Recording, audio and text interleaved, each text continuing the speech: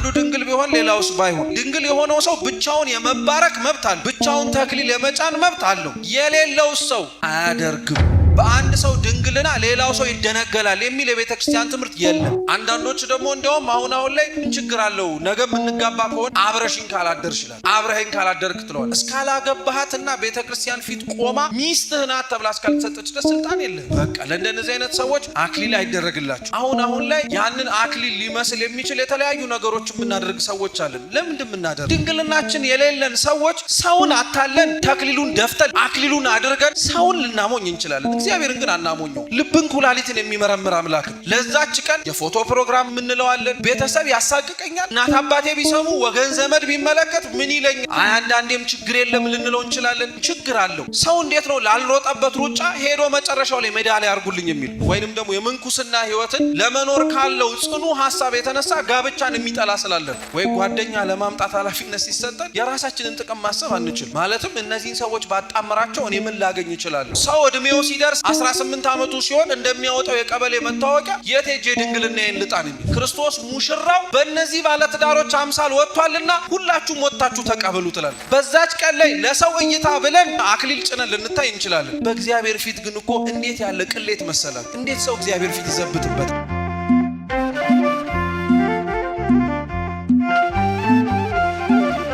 አብ ወወልድ ወመንፈስ ቅዱስ አሐዱ አምላክ አሜን። በስመ አብ ወወልድ ወመንፈስ ቅዱስ አሐዱ አምላክ አሜን። ሁላችንም እናማት በስመ አብ ወወልድ ወመንፈስ ቅዱስ አሐዱ አምላክ አሜን።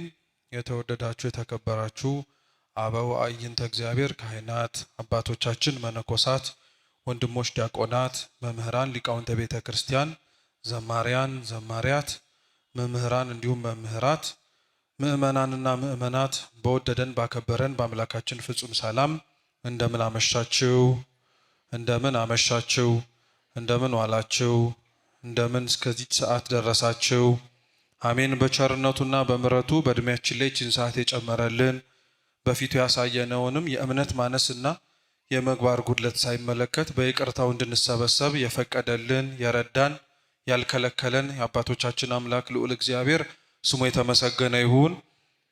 አምላካችን ቅዱስ እግዚአብሔር ቢወድና ቢፈቅድ እንግዲህ ከዚህ ሰዓት በኋላ ባለን ደቂቃ ደግሞ ሕያውና ዘላለማዊ የሆነውን የአምላካችንን ቅዱስ ቃል እንማራለን።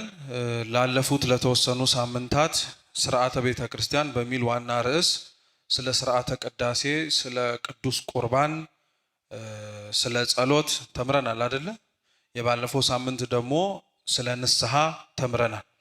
ዛሬ እንደ እግዚአብሔር አምላክ ቅዱስ ፈቃድ ደግሞ የምንማረው ስለ ጋብቻ ነው።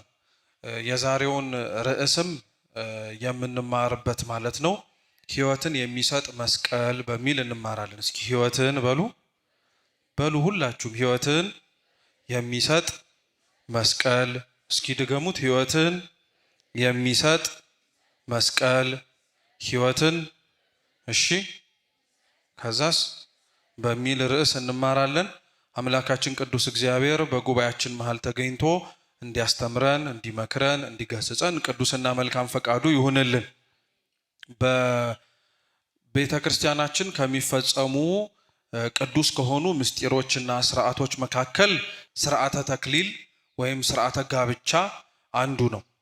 ይህ ምስጢር በቤተ ክርስቲያናችን ውስጥ ሁለት ወንድና ሴት በጾታ የሆኑ ምእመናት ወደ ቅድስት ቤተ ክርስቲያን ፊት ቀርበው ከእግዚአብሔር ከቃል ኪዳኑ ታቦት ፊት ቆመው በቅዱስ ሥጋውና በክቡር ደሙ ታትመው ከሁለትነት ወደ አንድነት የሚመጡበት የተቀደሰ ምስጢር ነው። ጋብቻ በመጽሐፍ ቅዱስ ውስጥ በብሉይ ኪዳንም ሆነ በሐዲስ ኪዳን አምላካችን ቅዱስ እግዚአብሔር ለድህነት የሰጣቸው ምስጢራቶች መካከል አንዱ ነው። ጋብቻን ሰው ሲመጀመር እና ሲያስበው እንዲያስበው የሚመከሩት ነገሮች ዋነኛውና መሰረታዊው ነገር ድህነትን ነው። ሰው ጋብቻን የሚመሰርተው ሰው ከሁለትነት ወደ አንድነት ከእግዚአብሔር ፊት መጥቶ በስርዓተ ተክሊል ሆነ በስርዓተ ማዕስባን በቅዱስ ቁርባን አንድ ሲሆን የሚጋባበት ዋነኛው ዓላማው ለድህነት ነው።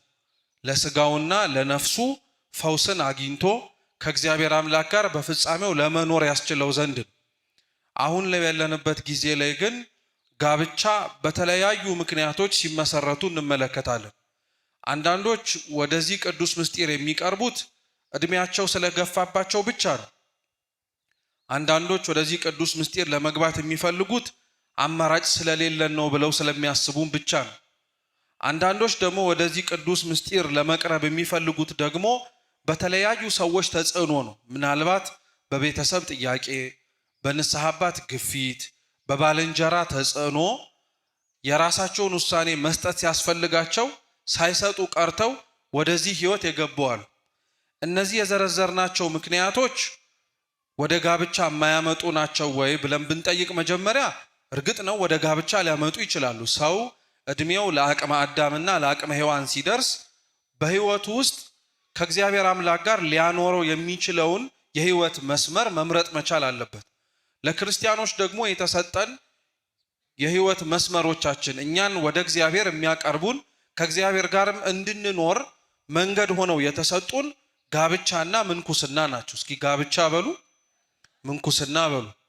እኒህ ሁለት መንገዶች ክርስቲያኖችን ከእግዚአብሔር ጋር አብሮ ለመኖር የሚያስችላቸው አምላካችን ልዑል እግዚአብሔር የሰጠን መንገዶች ናቸው።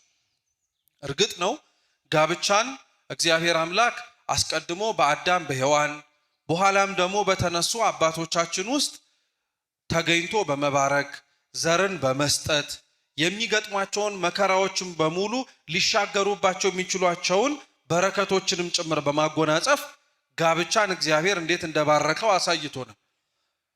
ሰው በሆነበትና የእመቤታችንን ስጋዋን ነፍሷን ነስቶ በዚች ምድር ላይ በተመላለሰበትም ወቅት አንዱ ከፈጸማቸው ገቢረ ተአምራት መካከል በሰርግ ቤት ወይም በጋብቻ መገኘት ነው። የክርስቶስን በዛ ጋብቻ ቤት መገኘት ለጅማሮ ያለቀባቸውን ወይን በመሙላት በመስጠት ውሃውን ወደ ወይን በመቀየር ድንቅ የሆነ ተአምር ማሳየት ነው። በፍጻሜው ግን ሰርግ ቤት በተባለ በቀራንዮ በጎልጎታ ስጋውን ቆርሶ ደሙን አፍስሶ ለኛ ቤዛ የሚሆነንን ድህነት እንዲሰጠን ማድረግ ነው።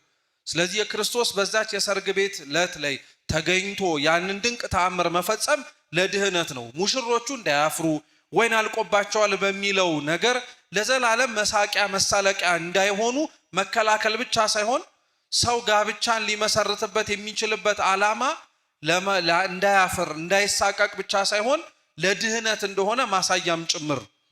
ምንኩስናም እንዲሁ ምንም እንኳን በእነ አባታችን በእነ አባ እንጦንስ ቅርጽ ይዞ ስርዓት ይዞ በእነ አባ ጳኩሚስ ደግሞ ስርዓተ ገዳም ተዋቅሮለት የተጀመረ ህይወት ነው ቢባልም ዋናው ፋና ወጊው ግን ራሱ ጌታችን ኢየሱስ ክርስቶስ ነው። የቅዱስ ማቴዎስ ወንጌል ምዕራፍ 4 ላይ ክርስቶስ አምላካችን ከተጠመቀ በኋላ ሳይውል ሳያድር ወደ ገዳም ነው ሄደው 40 ቀን 40 ሌሊትም በዛ ገዳም ውስጥ ሰንብቷል። ስለዚህ ክርስቲያኖች ክርስቶስን ለመምሰልና ከክርስቶስ ጋር አብሮ ለመኖር በሚያስቡት በዚህ ምድራዊ ህይወታቸው ላይ ያላቸው አማራጭ ሁለት ነው። ወይ ያገባሉ ወይ ይመነኩሳሉ። መሃል ሰፋሪ ሆነው ሊኖሩ አይችሉም። ምርጫ ያስፈልጋቸዋል። ስለዚህ ሰው እድሜው እየገፋ እድሜው እያደገ ለአቅመ አዳም ለአቅመ ሔዋን ሲደርስ እንዲያስበው የሚፈለገው ጋብቻንና ምንኩስናን። ግን ሰው እድሜው ስለገፋ ብቻ ብሎ እንዲያገባ አይገፋፋም። ምክንያቱም አንዱ ወደ ጋብቻ ሲሄድ ሰው መጠየቅ ያለበት ነገሮች መካከል መምራት እችላለሁ ወይ ብሎ ነው። በተለይ በጋብቻ ውስጥ ያሉ እና ወደ ጋብቻም የሚሄዱ ወንድና ሴቶች የሚጠበቅባቸው ኃላፊነቶችና ማወቅ የሚጠበቅባቸው ነገሮች አሉ። ምክንያቱም ጋብቻ ለቤተ ክርስቲያን ውጭ ላይ እንደምንመለከታቸው አንድ ቀን አይደለም። እየሰማችሁ ነው? አንድ ቀን አይደለም። ውጭ ላይ እንደምንመለከታቸው እንደዚሁ ስርዓት ብቻ አይደለም። ባል በቀኝ ይገባል፣ ሚስት በግራ ትቆማለች፣ ሚዜዎች ቀድመው ይገባሉ፣ እንዲህ ያደርጋሉ፣ ከዛ እናንተ ትከተላላችሁ። ለኛ ሰርግ ጋብቻ እንደዛ አይደለም። ቤተክርስቲያን ውስጥ ሰርግና ጋብቻ የቤተ ክርስቲያን ያክል ክብር አለ። ለዛ ነው ቅዱስ ጳውሎስ በሮሜ መልእክቱ ላይ ሲናገር እንዲህ ይላል፣ በቤታችሁ እስኪበሉ ላለችው ቤተ ክርስቲያን ሰላምታ ይድረሳት። በእያንዳንዱ ቤተ ክርስቲያን ውስጥ የሚሰጠውና የሚደረገው መንፈሳዊ ስነ ስርዓቶች በሙሉ በክርስትና ጥላ ውስጥ ለሚኖሩና በቅዱስ ምስጢሩ ከብረው ጋብቻ የመሰረቱ ሰዎችም ቤተክርስቲያኒቷ የምትሰጠውን አገልግሎት እንዲሰጡ ስለሚደረጉ ቤተክርስቲያን የምትባለው እኛ አሁን የተሰበሰብንባት ደጅ ብቻ ሳይሆን በቤታችን ያለችውም ደግሞ የክርስቲያኖች ጋብቻም ቤተክርስቲያን ተብሎ ሊጠራ ይችላል። ቅዱስ ጳውሎስ ያችን ነው በቤታችሁ ላለችው እያለ የሚናገረው ቤተክርስቲያን ተብላ ስለምትጠራ። ቅዱስ ጳውሎስም የተናገረውን ይህንን ቃል ራሱ ልሳነ ጳውሎስ የሚባለው ቅዱስ ዮሐንስ አፈወርቅም የክርስቲያኖችን ትዳር ትንሿ ቤተክርስቲያን እያለን የሚጠራ፣ ትልቁ ቤተክርስቲያን አሁን የተሰበሰብንበት ነው። ትንሿ የምትባለው ቤተክርስቲያን ደግሞ እኛ ቤታችን ውስጥ ያለችው ባል ሚስት በክርስትና እምነት ጥላ ውስጥ ሆነው የሚመሰርቱት ክርስቲያን ልጆች ያሉበት ቤተክርስቲያንን የሚመስል ስርዓቶች ያሉበት ቤት ነው ቤተክርስቲያን ብለን የምንጠራው ያችኛው። ስለዚህ አንድ ሰው በዚህ ህይወት ውስጥ ለመመላለስና በዚህ የጋብቻ ህይወት ውስጥ ለመኖር ሲል ሁሉም የሚጠበቅበት ኃላፊነት አለ። ልክ ቤተክርስቲያን ስትመጡ ካህኑ የሚጠበቅበት ኃላፊነት አለ። ለምሳሌ በር መክፈት የካህኑ ድርሻ ነው። የቤተ መቅደሱ አጻዌ ሆሃት ነው የሚባለው ራሱ በር የሚከፍት ይሄ የካህኑ ድርሻ ነው። ጸሎት ማስጀመር የካህኑ ድርሻ ነው። ጸሎት መምራት የካህኑ ድርሻ ነው። ዕጣን ማሳረግ የካህኑ ድርሻ ነው። እኒህ በሙሉ የካህኑ ድርሻ ቤት ውስጥ ሲገቡ የባል ድርሻ ነው የሚሆኑት። ልክ ካህኑ የቤተ መቅደሱን በር ከፍቶ ህዝቡን ለጸሎት እንዲገቡ እንደሚሰበስባቸው ሁሉ ቤት ውስጥ ያለ ባልም ለሚስቱና ለልጆቹ እንደ ካህኑ ለጸሎት የሚያነቃ መሆን መቻል አለበት። ቤት ውስጥ ያለ ባል ልክ እንደ ካህኑ ጸሎቱን ካህኑ እንደሚመራው እሱም ባል ጸሎቱን መምራት አለበት። ግልጽ ነው? እየገባችሁ ነው? እንደዚሁ ሁሉ ሚስትም ራሷ ኃላፊነት አለባት። ለዚህ ባልና ሚስት ለሚመሰርቱት ቅዱስ ጋብቻ ቅዱስ ጳውሎስ በኤፌሶን መልእክቱ ምሳሌ አድርጎ የሚያመጣው ክርስቶስንና ቤተክርስቲያንን። ለዛ ነው ጋብቻ በቤተክርስቲያናችን ወይም ሰርግ ሲባል 3 ትርጉሞች ነው ያሉት። አንደኛው ሰርግ እየተባለ የሚጠራው እስራኤል ሚስት የሆነችበት ክርስቶስ ወይም እግዚአብሔር ባል የሆነበት ነው። ሁለተኛው ሰርግ እየተባለ የሚጠራው መለኮት እና ስጋ አንድ የሆኑበት ነው። ለዛ ነው እመቤታችንን እርሷን ስንጠራት ረቡዕ በምንጸልየው የውዳሴ ማርያም ጸሎታችን ላይ አንቺ ንጽሕት የሆንሽ የሰርግ ቤት አዳራሽ ነሽ እንላታለን። እስኪ አንቺ በሉ። ንጽሕት የሆንሽ የሰርግ ቤት አዳራሽ ነሽ። ሰርግ ቤት አዳራሽ ክርስቲያኖች ምን ምን ነገሮች አሉት ብትባሉ፣ አንደኛ በቋሚነት ትርጓሜያችን ላይ ያለው ሙሽራውና ሙሽሪት አሉ። ማናማ? ሁለተኛ ደግሞ የሙሽራው ዘመድና የሙሽሪት ምኖች አሉ፣ ዘመዶች አሉ። ስለዚህ ትርጓሜያችን ምን ይላል? በሰርግ ቤት ውስጥ አዝማደ መርዓት የሙሽሪቷ ዘመድ ከአዝማደ መርዓዊ ከሙሽራው ዘመድ አንድ እንደሚሆኑት ሰርግ ቤት በተባለ በእመቤታችን ማህፀንም ውስጥ የእግዚአብሔር ዘመዶች የሚባሉት ቅዱሳን መላእክትና የሰው ልጆች ዘመድ የሚባሉት የሰው ልጆች በሷ ማህፀን አምላክ በማደሩ በመወለዱ ምክንያት አንድ ሆነዋል እንላለን። ሰርግ የሚባለው ሁለተኛው የመለኮትና የስጋ ተዋህዶ ነው። እየሰማችሁ ነው? ሶስተኛው ሰርግ የሚባለው ደግሞ የክርስቶስና የቤተ ክርስቲያን ነው።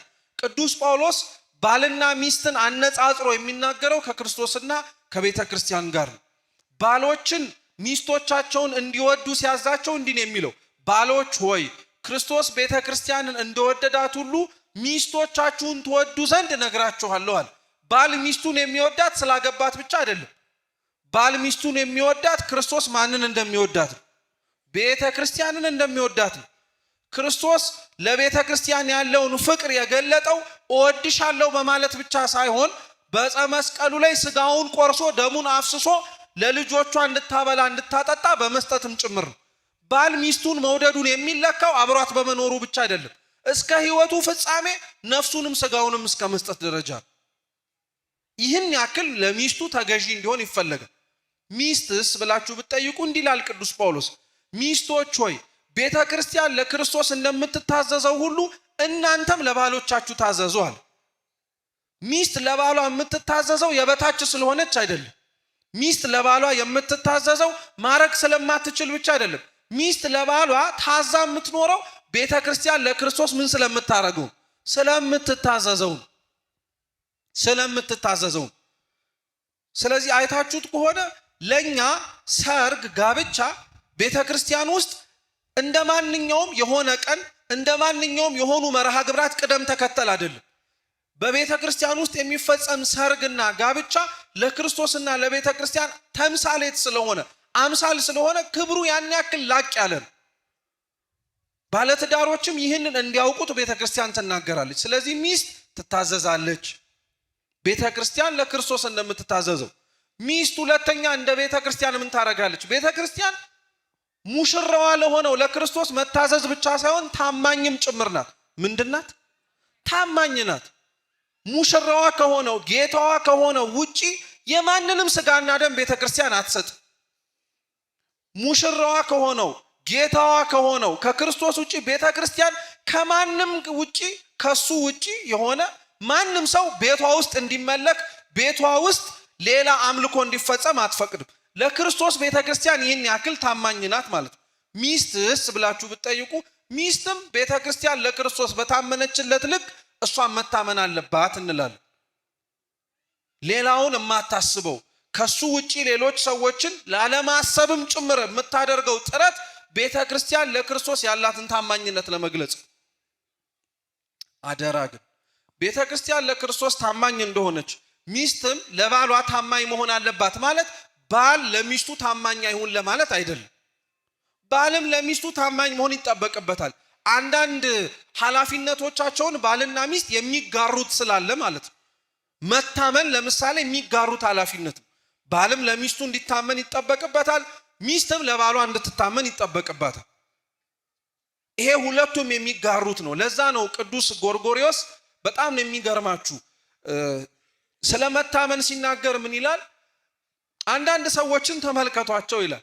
በአካል ሚስቶቻቸው ሆኑ ባሎቻቸው አብረዋቸው ስለሌሉ እነሱ የሚሰሩትን ኃጢአት እነሱ ሊሰሩት ያሰቡትን በደል እንደማያዩትና እንደማያደርጉት ይመስላቸዋል። ከዛ ቅዱስ ጎርጎርዮስ ምን አለ? ሰርጋችሁ ቀን ላይ ለመጋባት ቆማችሁ በቤተ ክርስቲያን ፊት ቃል በገባችሁበት ዕለት ላይ ስጋህን አሳልፈ ለሚስት ሰጥተሃታል ይላል። ስጋሽን አሳልፈሽ ለባልሽ ሰጥተሽዋል ይልና በአንቺ አይን ባልሽ እንደሚመለከት በአንተ ጆሮ ሚስት እንደምትሰማ አታውቅምን ይላል። አያችሁት ግንኙነቱንና መተማመን ደረጃው ምን ያክል ከፍ እንዳለ። ባል ሊሰራው ያሰበውን ኃጢአት ሚስቴ ስለሌለች ላደርገው ነው ብሎ እንኳን ማድረግ አይችልም። በስጋ ባትገኝ የሱ አይን የሷ አይን፣ የሱ ጆሮ የሷ ጆሮ ነው፣ የሱ አንደበት የሷ አንደበት ነው። አሁን ይሄንን ስንል በጣም ምን ያክል በጣም ውስብስብ ሊሆንባችሁ የሚችል ሰዎች ምናልባት ካለን በጣም ቀላል ነው በመሰረቱ ይሄን ማስረዳት። በሌላ ምሳሌ እናሳያችሁ። ለምሳሌ አንድ ሰው አገርን ወክሎ አምባሳደር ሆኖ ተሾመ እንበል። እየሰማችሁ ነው? ምን ሆኖ ተሾመ? አምባሳደር ሆኖ ተሾመ። ያ አምባሳደር ሆኖ የተሾመበት ሰውዬ ወደ ሌላ ሀገር አምባሳደር ሆኖ ተሾመበት ሄደ ልበላችሁ። ለምሳሌ ኬንያን የተሾመ ኬንያ ሄዶ ያ ሰውዬ ልክ የኬንያን መሬት እንደረገጠ ጠቅላይ ሚኒስቴሩ፣ ፕሬዝዳንቱ፣ ሌሎች ሹማምንቶች ወጥተው ጉዝጓዝ ጎዝጉዘው አበባ ይዘው መጣልን ብለው ይቀበሉታል። ይሄንን ክብር በሰጠውት ደግሞ አያቆሙም። ይቀጥሉና ምን ልትል እንደፈለክ ደግሞ መናገር የምችልበትን መድረክና አመቻችልህ ብለው ይናገር። ያ ሰውዬ ሲናገር ማንኛውም አምባሳደር ሰምታችሁት ከሆነ ግለሰቡ እንዳወራ የለም የሚቆጠረው፣ ሀገሪቷ ሄዳ እንደተናገረች ነው የሚቆጠረው። እየሰማችሁ ነው? አንድ ሰው ለወከለው ሀገር ሄዶ ሌላ ቦታ ሲናገር ግለሰቡ ሳይሆን ሀገሪቷን የተናገረችው ከተባለ፣ አንድ ሰው ወክሎት ለሄደበት ሌላ ሀገር ሲሄድ የሚደረግለት አቀባበል ግለሰቡ ስለመጣ ሳይሆን አገሪቷን ወክሎ ስለመጣ የሚደረግለት አቀባበል ነው ብለን ካመንን በባል አይን ሚስት ታያለች፣ በሚስት ጆሮ ባል ይሰማል ቢባል ምን ይደንቃል ታዲያ? ሊያውም እኮ በቅዱስ ቁርባን ያልተሳሰረ መሐላ እኮ ነው አምባሳደርነት። በፊርማ ተፈርሞ ተሰጥቶት እኮ ነው። ሂድና የሆነ ሀገር ወክለ ታወራለህ ተብሎ ሰው ካመነው እንዴት ነው በቅዱስ ስጋውና በክቡር ደሙ ባልና ሚስት ተሳስረው በአንዱ ጆሮ ሌላው ይሰማል፣ በአንዱ አይን ሌላው ያያል ቢባል የሚደንቅ? መታመናቸው በቦታ የተወሰነ አይደለም ማለት ነው። መቼም የገሃዱ ዓለም ነጸብራቅ ስለሆነ ፊልም አይታችሁ የምታውቁ ከሆነም ራሱ አንዳንድ ባለትዳሮች መወስለት ቢፈልጉ ክፉ ነገር በሚስቶቻቸው ላይ ሚስቶችን በባሎቻቸው ላይ ለማድረግ ሲፈልጉ ለእጃቸው ምልክት የሚሆነውን የጣት ቀለበታቸውን ያወልቁና ኪሳቸው ውስጥ የሆነ ቦታ ይደብቁታል አይደል? ከዛ የሚፈልጉትን አድርገው ከወጡ በኋላ ደግሞ መልሰው ያንን ቀለበት ያደርጉታል። ይሄ ሰውዬ ማለት ሚስቱ ቀለበቱ ናት ማለት ነው። ሲያረጋት አግብቷታል፣ ሲያወልቀው ደግሞ ፈቷታል እንደማለት ነው። ለኛ ጋብቻ እንደዚህ አይደለም። ጋብቻ ቤተክርስቲያን ውስጥ ያለው ክብር እንዲህ ነው። ሚስት ትታመናለች፣ ባልም ይታመናል። ሚስት ትታዘዛለች፣ ባል ይመራል። ባል ይመግባል። ክርስቶስ ለቤተክርስቲያን ስጋውን ደሙን ሰጥቷል። ሚስት ደግሞ ለቤተክርስቲያን አንጻር ናትና ሚስት ደግሞ ምንድናት?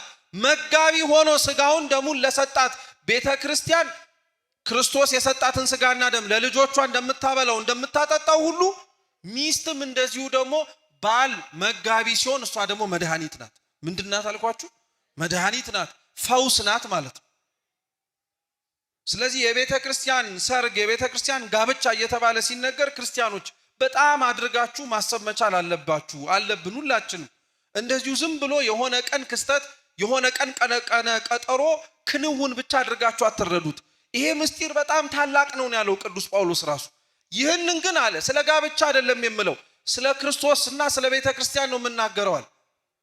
ስለ ክርስቶስና ስለ ቤተ ክርስቲያን በባልና በሚስት አምሳል እንደተነገረው ሁሉ የባልና የሚስት ከሁለትነት ወደ አንድነት የሚመጡበት ጋብቻ ሰርግም ትልቅ የሆነ ምስጢር ነው። ልንመረምረው ልናውቀው ማንችለው ነገር።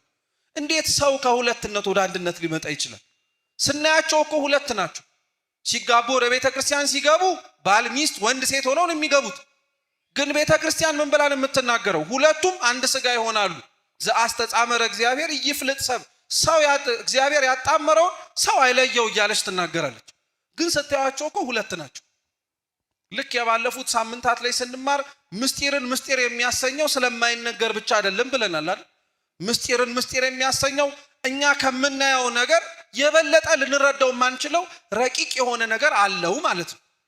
እኛ የምናየው ሁለት ሰዎች ነው። ቤተ ክርስቲያን ያለችው ግን ምንድነው? ከሁለትነት ወደ ስንትነት መጡ? አንድነት መጡ ነው የምትለው። ከሁለትነት ወደ አንድነት የሚያመጣቸው ደግሞ ቅዱስ ስጋውና ክቡር ደሙ፣ ሌላ ምንም አይደለም። ቅዱስ ስጋውና ክቡር ደሙ በሁለቱ ውስጥ በማደር ከሁለትነት ወደ አንድነት የሚያመጣቸው አንድ አካል አንድ አምሳል እንዲሆኑ የሚያደርጋቸው ይህንን ቅዱስ ምስጢር መደምደሚያው የሥርዓተ ተክሊሉ የሥርዓተ ሰርጉ ፍጻሜ ማብቂያው ማገባደጃው የክርስቶስ ስጋና ደም። ስለዚህ ሰርግ ጋብቻ ቤተክርስቲያን ውስጥ በዚህ አይነት መልኩ ሊታይ ይችላል። ሁለተኛው ስለ ሰርግ ሆነ ስለ ጋብቻ ማወቅ ያለብን ነገር ደግሞ ምንድነው? እንዳልኳችሁ ቅድም ሰርግ ሆነ ጋብቻ ሊመሰረቱባቸው የሚችሉባቸው ብዙ ምክንያቶች ሊኖሩ ይችላሉ ብለናል። አንደኛው ሰው እድሜው እየደረሰ ሲመጣ ከእድሜው ከደረሰበት በአቅመ አዳም በአቅመ ሔዋን አሁን ለማግባት ዝግጁ ነኝ ስላለ ሰርግ አይመሰርትም፣ ጋብቻ ትዳር አይተክልም።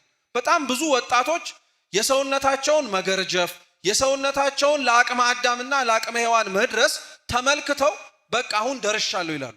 በጣም ብዙ ወላጆች በጣም ብዙ ልጆቻቸውን የወለዱ እናት አባት ማለት ነው ልጆቻቸው አንድ ሰው ይዘው ይመጡና አባዬ ማዬ ሚስቴ ናት ባሌ ነው ላገባው ነው ሲል በጣም ይደነግጣል። ምክንያቱም ጋብቻና ሰርግ ለወላጆች በጣም እንደዚህ አስደንግጦ አረ ምንድነው የምታወራው ብሎ የሚያስፈራቸው ሰርግ ሆነ ጋብቻ ሰው እድሜው የሆነ ደረጃ ላይ ስለደረሰ የሚሆን ነገር ስላልሆነ ብስለት ይጠይቃል ማለት ነው። ስጋዊ ብቻ ሳይሆን መንፈሳዊ ብስለት ይጠይቃል። ሰው ሲያገባ ሰውነቱ መድረሱን ብቻ አይደለም ማየት መቻል ያለበት። ሰው ለጋብቻ ሲሄድ በመንፈሳዊ ህይወት የራሱ ዝግጁ ነኝ ብሎ መጠየቅ አለበት። ምክንያቱም እንዲመራና ለመኖርም ጭምር መርጦ የሚገባበት ይሄ ቅዱስ የሆነው ጋብቻ ብቻ አይደለም ቤተ ክርስቲያንም ጭምር። ሰው እንኳን ይቀርና ለዚህ እንኳን እኮ የሆነ ቤት ሲሰራ እኮ መስራት እችላለሁ ወይ ብሎ ብዙ ራሱን ይጠይቃል። ሲሚንቶ፣ ብረት ወዘተ ተርፈ ማሟላት እችላለሁ ብሎ ይጠይቃል። ይሄን ሳያሟላ ቤት መስራት እችላለሁ ማለት ምናልባት ቤቱን ጭንቅላቱ ላይ ካልሆነ መሬት ላይ ሊያወርደው አይችልም። ሰውም በመንፈሳዊ ህይወቱ ሊመሰርተው ስላሰበው ስለ ጋብቻ ህይወት ራሱን በደንብ አድርጎ መመርመር አለበት። ቋሚ የሆነ ጸሎት ህይወት አለኝ ወይ? ጾም ህይወት አለኝ ወይ? የስግደት ህይወት አለኝ ወይ? የምጽዋት ህይወት አለኝ ወይ? የንስሐ የቅዱስ ቁርባን ህይወት አለኝ ወይ ብሎ መጠየቅ መቻል አለበት። ምክንያቱ ለምን መሰላችሁ? አንዳንድ ሰዎች ይህንን ሳያጣሩ ሰውነታቸውና እድሜያቸው ደረሰ ብለው ይገቡና ሊደርሱበት የሚችሉበትን የመንፈሳዊ ህይወት ደረጃ ሳይደርሱበት ሲቀሩ ትዳሩን ምክንያት ያደርጋሉ። ባላገባ እኮ ኖሮ የበደረስኩኝ። ጋብቻው አይደለም ወደ ኋላ ያደረገው መንፈሳዊ የሆነው ብቃቱን ወይንም ደግሞ መንፈሳዊ ሊደርስበት የሚገባውን የህይወቱን መስመር አስተካክሎ ወደዛ ስላልገባ አንዱ ሊሆንበት የሚችልበት ምክንያት። ሌላው በዚሁ ሰርግ ላይ ወይም በዚሁ ጋብቻ ላይ ያነሳ ነው ደግሞ ሰው ሊያገባ ወይም ለጋብቻ ሲሄድ ሊገፋፋው የሚችለው አንደኛው ወላጆች ናቸው ብለናል። እርግጥ ነው ወላጆች እንዲያገቡ ልጆቻቸውን መናገር መብት ሳይሆን በደንብ አድርገው ግዴታም ሊኖርባቸው ይችላል። መጽሐፍ ቅዱሳችን ላይ ባልን ሚስቶችን ሲያመጡ መጽሐፍ ቅዱስ ላይ እንመለከታለን። ለምሳሌ ለመጽሐፈ ጦቢት ላይ ለልጁ ወለተ ራጉኤልን ይዞለት የመጣው ወይንም ደግሞ አግባት ብሎ ሐሳብ ያቀረበው አባት ነው። ወላጅ ለልጆቹ ሊያገባት የሚችለውን ወይ ደግሞ ልታገባ የምትችለውን ሐሳብ መስጠት ይችላሉ። እንዳደነግጡ በደንብ አድርገው ይችላሉ። ይሄ መጽሐፍ ቅዱሳዊም ጭምር።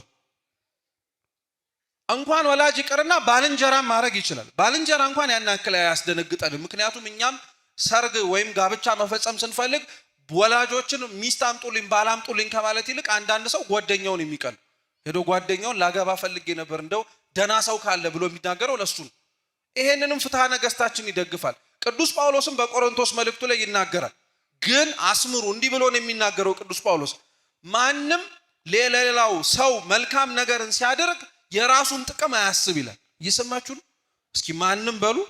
ለሌላው ሰው ሲያደርግ የራሱን ጥቅም አያስብ። አዎ ሰው በቅዱስ ትዳር ለመኖር ሐሳብ ኖሮት ለአንዱ ሐሳቡን ሲያካፍል ያ ሰው የሚያግዘው ስለነገረው ችግር መፍትሄ ለመሆን አስቦ ነው እንጂ መሆን መቻል ያለበት ያንን ችግር በመፍታት ውስጥ እኔ ምን ጥቅም አገኛለሁ ማለት አይችልም። እንደዛ ባይልም ይመረጣል። ብዙ ሰው ቀላል ይመስለዋል። ለጓደኛው ለምኑ እንዲህ አድርግልኝ ብሎ ሲናገር ባልንጀራ ሆነን እንደዚህ አይነት ሰዎች የተነገረን ሰዎች ካለን አደራ እንጠንቀቅ። ትዳሩን ወይ ጓደኛ ለማምጣት ኃላፊነት ሲሰጠን የራሳችንን ጥቅም ማሰብ አንችል። ማለትም እነዚህን ሰዎች ባጣመራቸው እኔ ምን ላገኝ እችላለሁ? አሁን ድሮ ወላጆች ልጆቻቸውን ሲያጋቡ የሚያጋቡበት ምክንያት አላቸው። ሀብት አለው ወይ ንብረት አለው ወይ እኔ ምን እጠቀማለሁ? አሁን ይሄ ነገር ያለቀቀው ወላጅ አለ ባልንጀራም ጭምራል። ይሄ በጣም ነውር ነው። ሰው እንዴት ለሌላው ሰው ህይወትን የሚያክል ነገር አደራ ሰጥቶት የራሱን ጥቅም ከዛ ህይወት ጋር አብሮ ያስባል? ንስሐ አባቶችም ባል ሚስት የማምጣት መብት አላቸው። አንዳንድ ሰው ይደነግጣል። እንዴ አባ እንዴት እንዲህ ሊሉ ይችላሉ? እንዴት ነው የማይሉት? ፍትሐ ነገሥታችንም ያዛል ራሱ። አንድ ሰው ራሱ ማጨት ከከበደው ደብዳቤ ጽፎ ሽማግሌ እንዲያጭለት መብት ይሰጠው። ሽማግሌ ብሎ የሚጠራው አዋቂ የሆነ ሰው ብቻ ሳይሆን ካህናትንም ጭምር። ትልቁ እና መሰረታዊው ነገር ግን ወላጅ አመጣው፣ ባልንጀራ አመጣው፣ የነፍስ አባት አመጣው፣ መጨረሻ ውሳኔ ላይ የሚወድቀው ግን ግለሰቡ ላይ። እኔ ያንን ነገር እፈልገዋለሁ ወይ? እኔ ያንን ነገር ላደርገው ዝግጁ ነኝ ወይ? ይህስ የእግዚአብሔር ፈቃድ ነው ወይ ብለን እንጠይቃለን። በእርግጥ ጋብቻ የእግዚአብሔር ፈቃድ ነው ወይ ብለን ስንጠይቅ እኔ በዛ ህይወት ልመላለስ ወይ ብለን ለመጠየቅ ነው እንጂ ጋብቻ የእግዚአብሔር ፈቃድ ሳይሆን ቀርቶ አይደለም። እየሰማችሁ ነው? እኔ ማግባቴ የእግዚአብሔር ፈቃድ ነው ወይ ብለን ነው ለመጠየቅ የምንሞክረው እንጂ ጋብቻ በጥቅሉ ጥያቄ ምልክት የሚያመጣ ህይወት ነው ወይ ብለን አንጠይቅ። አንዳንድ ሰው ለብቻው መሆንን ወይንም ደግሞ የምንኩስና ህይወትን ለመኖር ካለው ጽኑ ሐሳብ የተነሳ ጋብቻን የሚጠላ ስላለን፣ በመሰረቱ ለመመንኮስ ያሰበ ሰው ጋብቻን የመጥላት መብት የለው። ምክንያቱም ሁለቱም መንገዶች ወደ ድህነት የሚያስገቡ ስለሆኑ ሰው የሚመነኩሰው ከክርስቶስ ጋር ለመኖር ነው። ባለትዳሮችስ ተጋብተው ለመኖር የሚፈልጉትና መጨረሻ ስንገባና አብረን እንኖራለን የሚሉት ከማን ጋር? ከክርስቶስ ጋር እኮ ነው። ሁለቱም መጨረሻቸው ተመሳሳይ ነው። ሁለቱም መጨረሻ ጉዟቸው ላይ የሚያገኙት ነገር አንድ ግብ ነው፣ አንድ ዓላማ ነው፣ ከአምላካቸው ጋር መኖር ነው። እርግጥ ነው ምንኩስና ከትዳር ሊበልጥ ይችላል። ለምን? ቅዱስ ባስልዮስ ዘቂሳርያ የዮሐንስ ወንጌል ምዕራፍ 2 ላይ ያለውን የቃና ዘገሊላን ሰርግ ምሳሌ አድርጎ የመነኮሳት ክብር ከባለትዳሮች ክብር አንጻር ሲያነጻጽረው እንዲህ ብሎ ይናገራል። ባለትዳሮች ከመነኮሳት ሊበልጡ ይችላሉ ወይስ መነኮሳት ናቸው ከባለትዳሮች ሊበልጡ የሚችሉት ይላል። አንደኛ ሁለቱንም ስናነጻጽር ውድድር እንዳይመስላችሁ እየሰማችሁ ነው። አንዳንድ ሰው ውድድር ይመስላል፣ ስለዚህ ያኛው ስለሚበልጥ ያኛው ዋጋ የለውም ይላል። እንደዛ ለማለት አይደለም። የትኛው ክብርን የሚበልጠው ለማለት ነው። ከባለትዳሮች ክብር የመነኮሳት ክብር ይበልጣል። ለምን? ባለትዳሮች የሚጋቡት ቅዱስ ጳውሎስ አንደኛ ቆሮንቶስ መልእክቱ ላይ ምዕራፍ 7 ላይ ሲናገር ባለትዳሮች ወደ ጋብቻ ሊገቡ የሚችሉት ድህነትን ፈልገው ብቻ አይደለም። ዋነኛው ዓላማው እሱ ቢሆንም ዘርን ለመተካትም ተብሎ ጋብቻ ሊመሰረት ይችላል። ለመረዳዳትም ተብሎ ጋብቻ ሊመሰረት ይችላል። ምን አይነት መረዳዳት የምትሉ ከሆነ ሰው ዝሙት ሲሰለጥንበት፣ ሰው ስጋዊ ፍትወቱን ስሜቱን ማሸነፍ ሲያቅተው በዝሙት ወድቆ ኃጢአት ከሚሰራ ቅዱስ የሆነውን ጋብቻ ውስጥ አንድ ላይ ሆኖ ቢኖር የተመረጠ ነው ይባላል። ለዛ ነው ቅዱስ ጳውሎስ ያገባ መልካም አደረገ አለ። እየሰማችሁ ነው። ያላገባ ግን የተሻለ አደረገ አለ። ሁለቱም ጥሩ ናቸው። የተሻለው ግን የትኛው? ያላገባው ነው። ያላገቡት ግን የተሻሉ ናቸው ተብለው የሚነገሩበትን ግን የተሻለ ህይወት መኖር ሲችሉ። አንዳንድ ባለትዳሮች እኮ ከመነኮሳትም የበለጡ ሊኖሩ ይችላሉ፣ አኗኗራቸው የተገባ ከሆነ። አብርሃም እኮ ለሁሉም እኮ አባት ነው፣ ለሁሉም አለቃ ነው፣ ለሁሉም ከፍ ያለ ነው። አብርሃም ግን መነኩሴ አልነበር፣ ባለትዳር ነበር፣ ሊያውም ልጅ የሌለው። ስንት ዘመን ልጅ ለመውለድ የተሰቃየ ማለት ነው። ለዚህ የመነኮሳት ክብር ሊበልጥ ይችላል፣ ይበልጣልም ጭምር። በተገቢው ህይወት እየኖሩ የሚኖሩትም ባለትዳሮች ደግሞ ለመነኮሳት ካላቸው ክብር አንጻር እነሱ ደግሞ ሁለተኛውን ደረጃ ሊይዙ ይችላሉ። ለዛ ነው ሌላውን ህዝብ ቅዱስ ጳውሎስ ወይም ደግሞ ያገቡትን ሰዎች ሰርጉ ቤት ውስጥ ለመታደም የተገኙት እንግዳዎች እንደሆኑ አድርጎ ያስተምራል። እየሰማችሁ ነው። ያላገቡትን ሰዎች ደግሞ ቅዱስ ባስልዮስ በሚዜዎች ይመስላል። ከዛ ጥያቄ ይጠይቃል። ከሚዜውና ከድምተኛው ለሙሽራው ቅርቡ የትኛው? ይሄ ማግባት አይጠይቅም። ኧረ ተው፣ ሰርግ ቤት ሄዳችሁ አታውቁ? ስለዚህ ከድምተኛውና ከሚዜው ለሙሽራው ቅርቡ የትኛው? ስለዚህ ሚዜዎቹ መነኮሳት ናቸው። ሙሽራው ባለትዳሮች ብቻ አይደሉም፣ ክርስቶስና ቤተ ክርስቲያን ናቸው። ለክርስቶስ ለቤተ ክርስቲያን ከአቀማመጥ አንጻር እንኳን ቅርብ የሆኑት ሚዜ የተባሉ መነኮሳት ያላገቡት ናቸው። ግን ቅሉ ምንድን ነው? ያላገቡትም ቅርብ ቢሆኑ እድምተኞቹስ አንድ አዳራሽ ውስጥ ያሉት ነው አይደለም? እዚህ መዳረሻችን ፍጻሜያችን ስንት ነው ማለት ነው? አንድ ነው የምንለው ለዚህ ነው። ስለዚህ ሰው ምንኩስናንም ጭምር ማክበር መቻል አለበት፣ ትዳርን እንደሚያከብር። ባለትዳሮችም እንደዚሁ ምንኩስናን ማክበር መቻል አለባቸው። አንዳንድ ባለትዳሮች ደግሞ ምንኩስናን ፍጹም ሲጸየፉት የሚታዩም አሉ። እንዴ ለምንድን ነው ሰው በሰላም ሀገር አግብቶ መኖር ሲችል ለምንድን ነው ደግሞ ብቻችን እንደዚህ መሆን የሚል ሰው አለ። አንዳንዱ ደግሞ ምንኩስናውን ህይወቱን ባልተገባ ሁኔታ የሚኖሩትን ሰዎች እየተመለከተ አይ ከመመንኮሰስ ማግባት ይሻላል፣ ይኸው ምን ምንኩስና አለ ብላችሁ ልታሳዩኝ ነው አታያቸውም እንደ መነኮሳቱ ነው የሚል ሰው አለ። ህይወቱን በተገቢ ሁኔታ ሊኖሩት ያልቻሉት ሰዎች ስላልኖሩት እነሱ ይጠየቃሉ እንጂ ህይወቱ የረከሰ ነው አንል፣ ህይወቱ የተገባ አይደለም ማለት ነው አንል። እንደዛማ ከሆነ የምናሞካሸውንና ጥሩ ነው የምንለውንም ትዳር ባልተገባ ሁኔታ የሚኖሩት ሰዎች የሉ።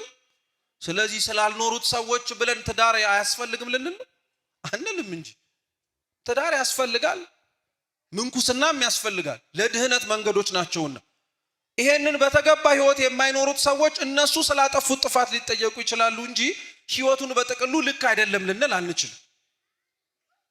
ይሄንን በደንብ አድርገን ብናውቀው ብንረዳው ጥሩ ነጥብ ነው። ሌላው ስለ ሰርግም ማወቅ ያለብን ነገር ሰርግ እንግዲህ በቅድስት ቤተ ክርስቲያናችን ውስጥ የሚፈጸም ትልቅ የሆነ ስርዓት ነው። ስርዓተ ጋብቻ ወይንም ስርዓተ ተክሊል በሁለት መንገድ ነው የሚፈጸመው። በጥቅሉ ሰርግ በሁለት መንገድ ነው የሚፈጸመው ብለን ልንይዘው እንችላለን። ደናግላን ለሆኑ ሰዎች የሚፈጸመው የሰርግ አይነት ስርዓተ ተክሊል ይባላል። እስኪ ስርዓተ ተክሊል በሉ በደንብ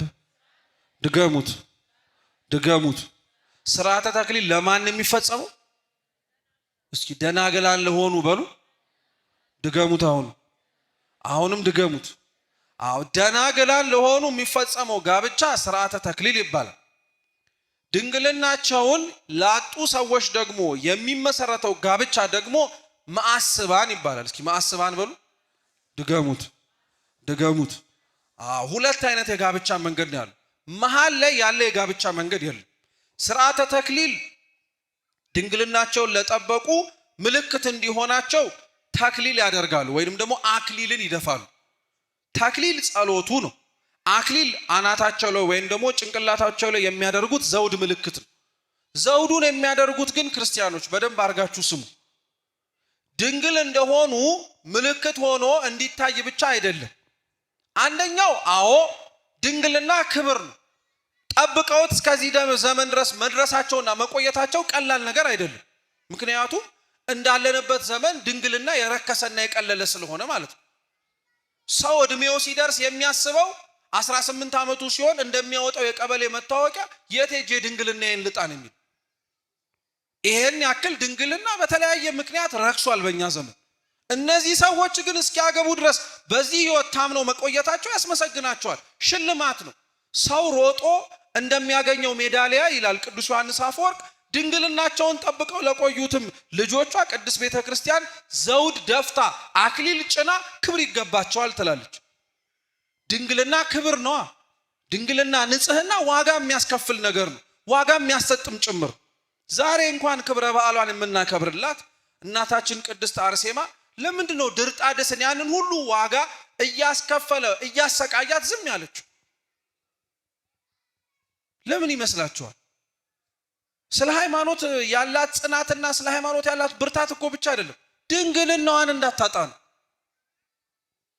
ስጋዊ የሆነውን ድንግልናዋን እንዳታጣ ነው ያንን ሁሉ ዋጋ የከፈለችው። ከደም ግባቷ ማማር እኮ የተነሳ ድርጣድስ የሚገርማችሁ አስገድሏት ስጋዋን ተራራ ላይ ከሌሎች ከቅድስት አጋታና ሌሎችም አብረዋት ከነበሩት መነኮሳት ጋር አንገታቸውን አስቆርጦ ተራራ ላይ ጥሏቸው ስለ ውበቷ ይመሰጥ ነበር። ቁጭ ብሎ ያዝን ነበር። ያቺን የመሰለች ውብ እያለ ውበቷ አጓግቶት ሊያገባት ጥያቄ አቅርቦላት እያቀረበላት ያለውን ደግሞ እንደው አሕዛብ መሆኑን እንኳን ተዉትና ንጉሥ እኮ ነው። እሱ ሊያቀርብላት ከሚችለው አብራው ከምትቀመጥበት ከንግስና ወንበር ይልቅ ቅድስት አርሴማ ያሳሰባት ድንግልናዋ። አሁን ተዉትና የመንግስት እኩሌታ ሰው ተሰጥቶት ይቀርና በተራ ነገር አይደለም ድንግልናችንን የትም የምንጥለው። ድንግልና ይሄን ያክል ዋጋ ያስከፍላል ማለት ነው።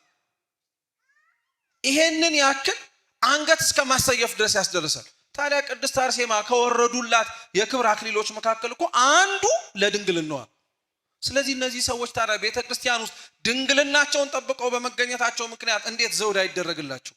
በደንብ ነው የሚደረግላቸው እንጂ በደንብ ነው የሚደረግላቸው። በእግዚአብሔር ፊትም ታምነዋል፣ በሰው ፊትም ክብራቸውን ጠብቀው ታይተዋል።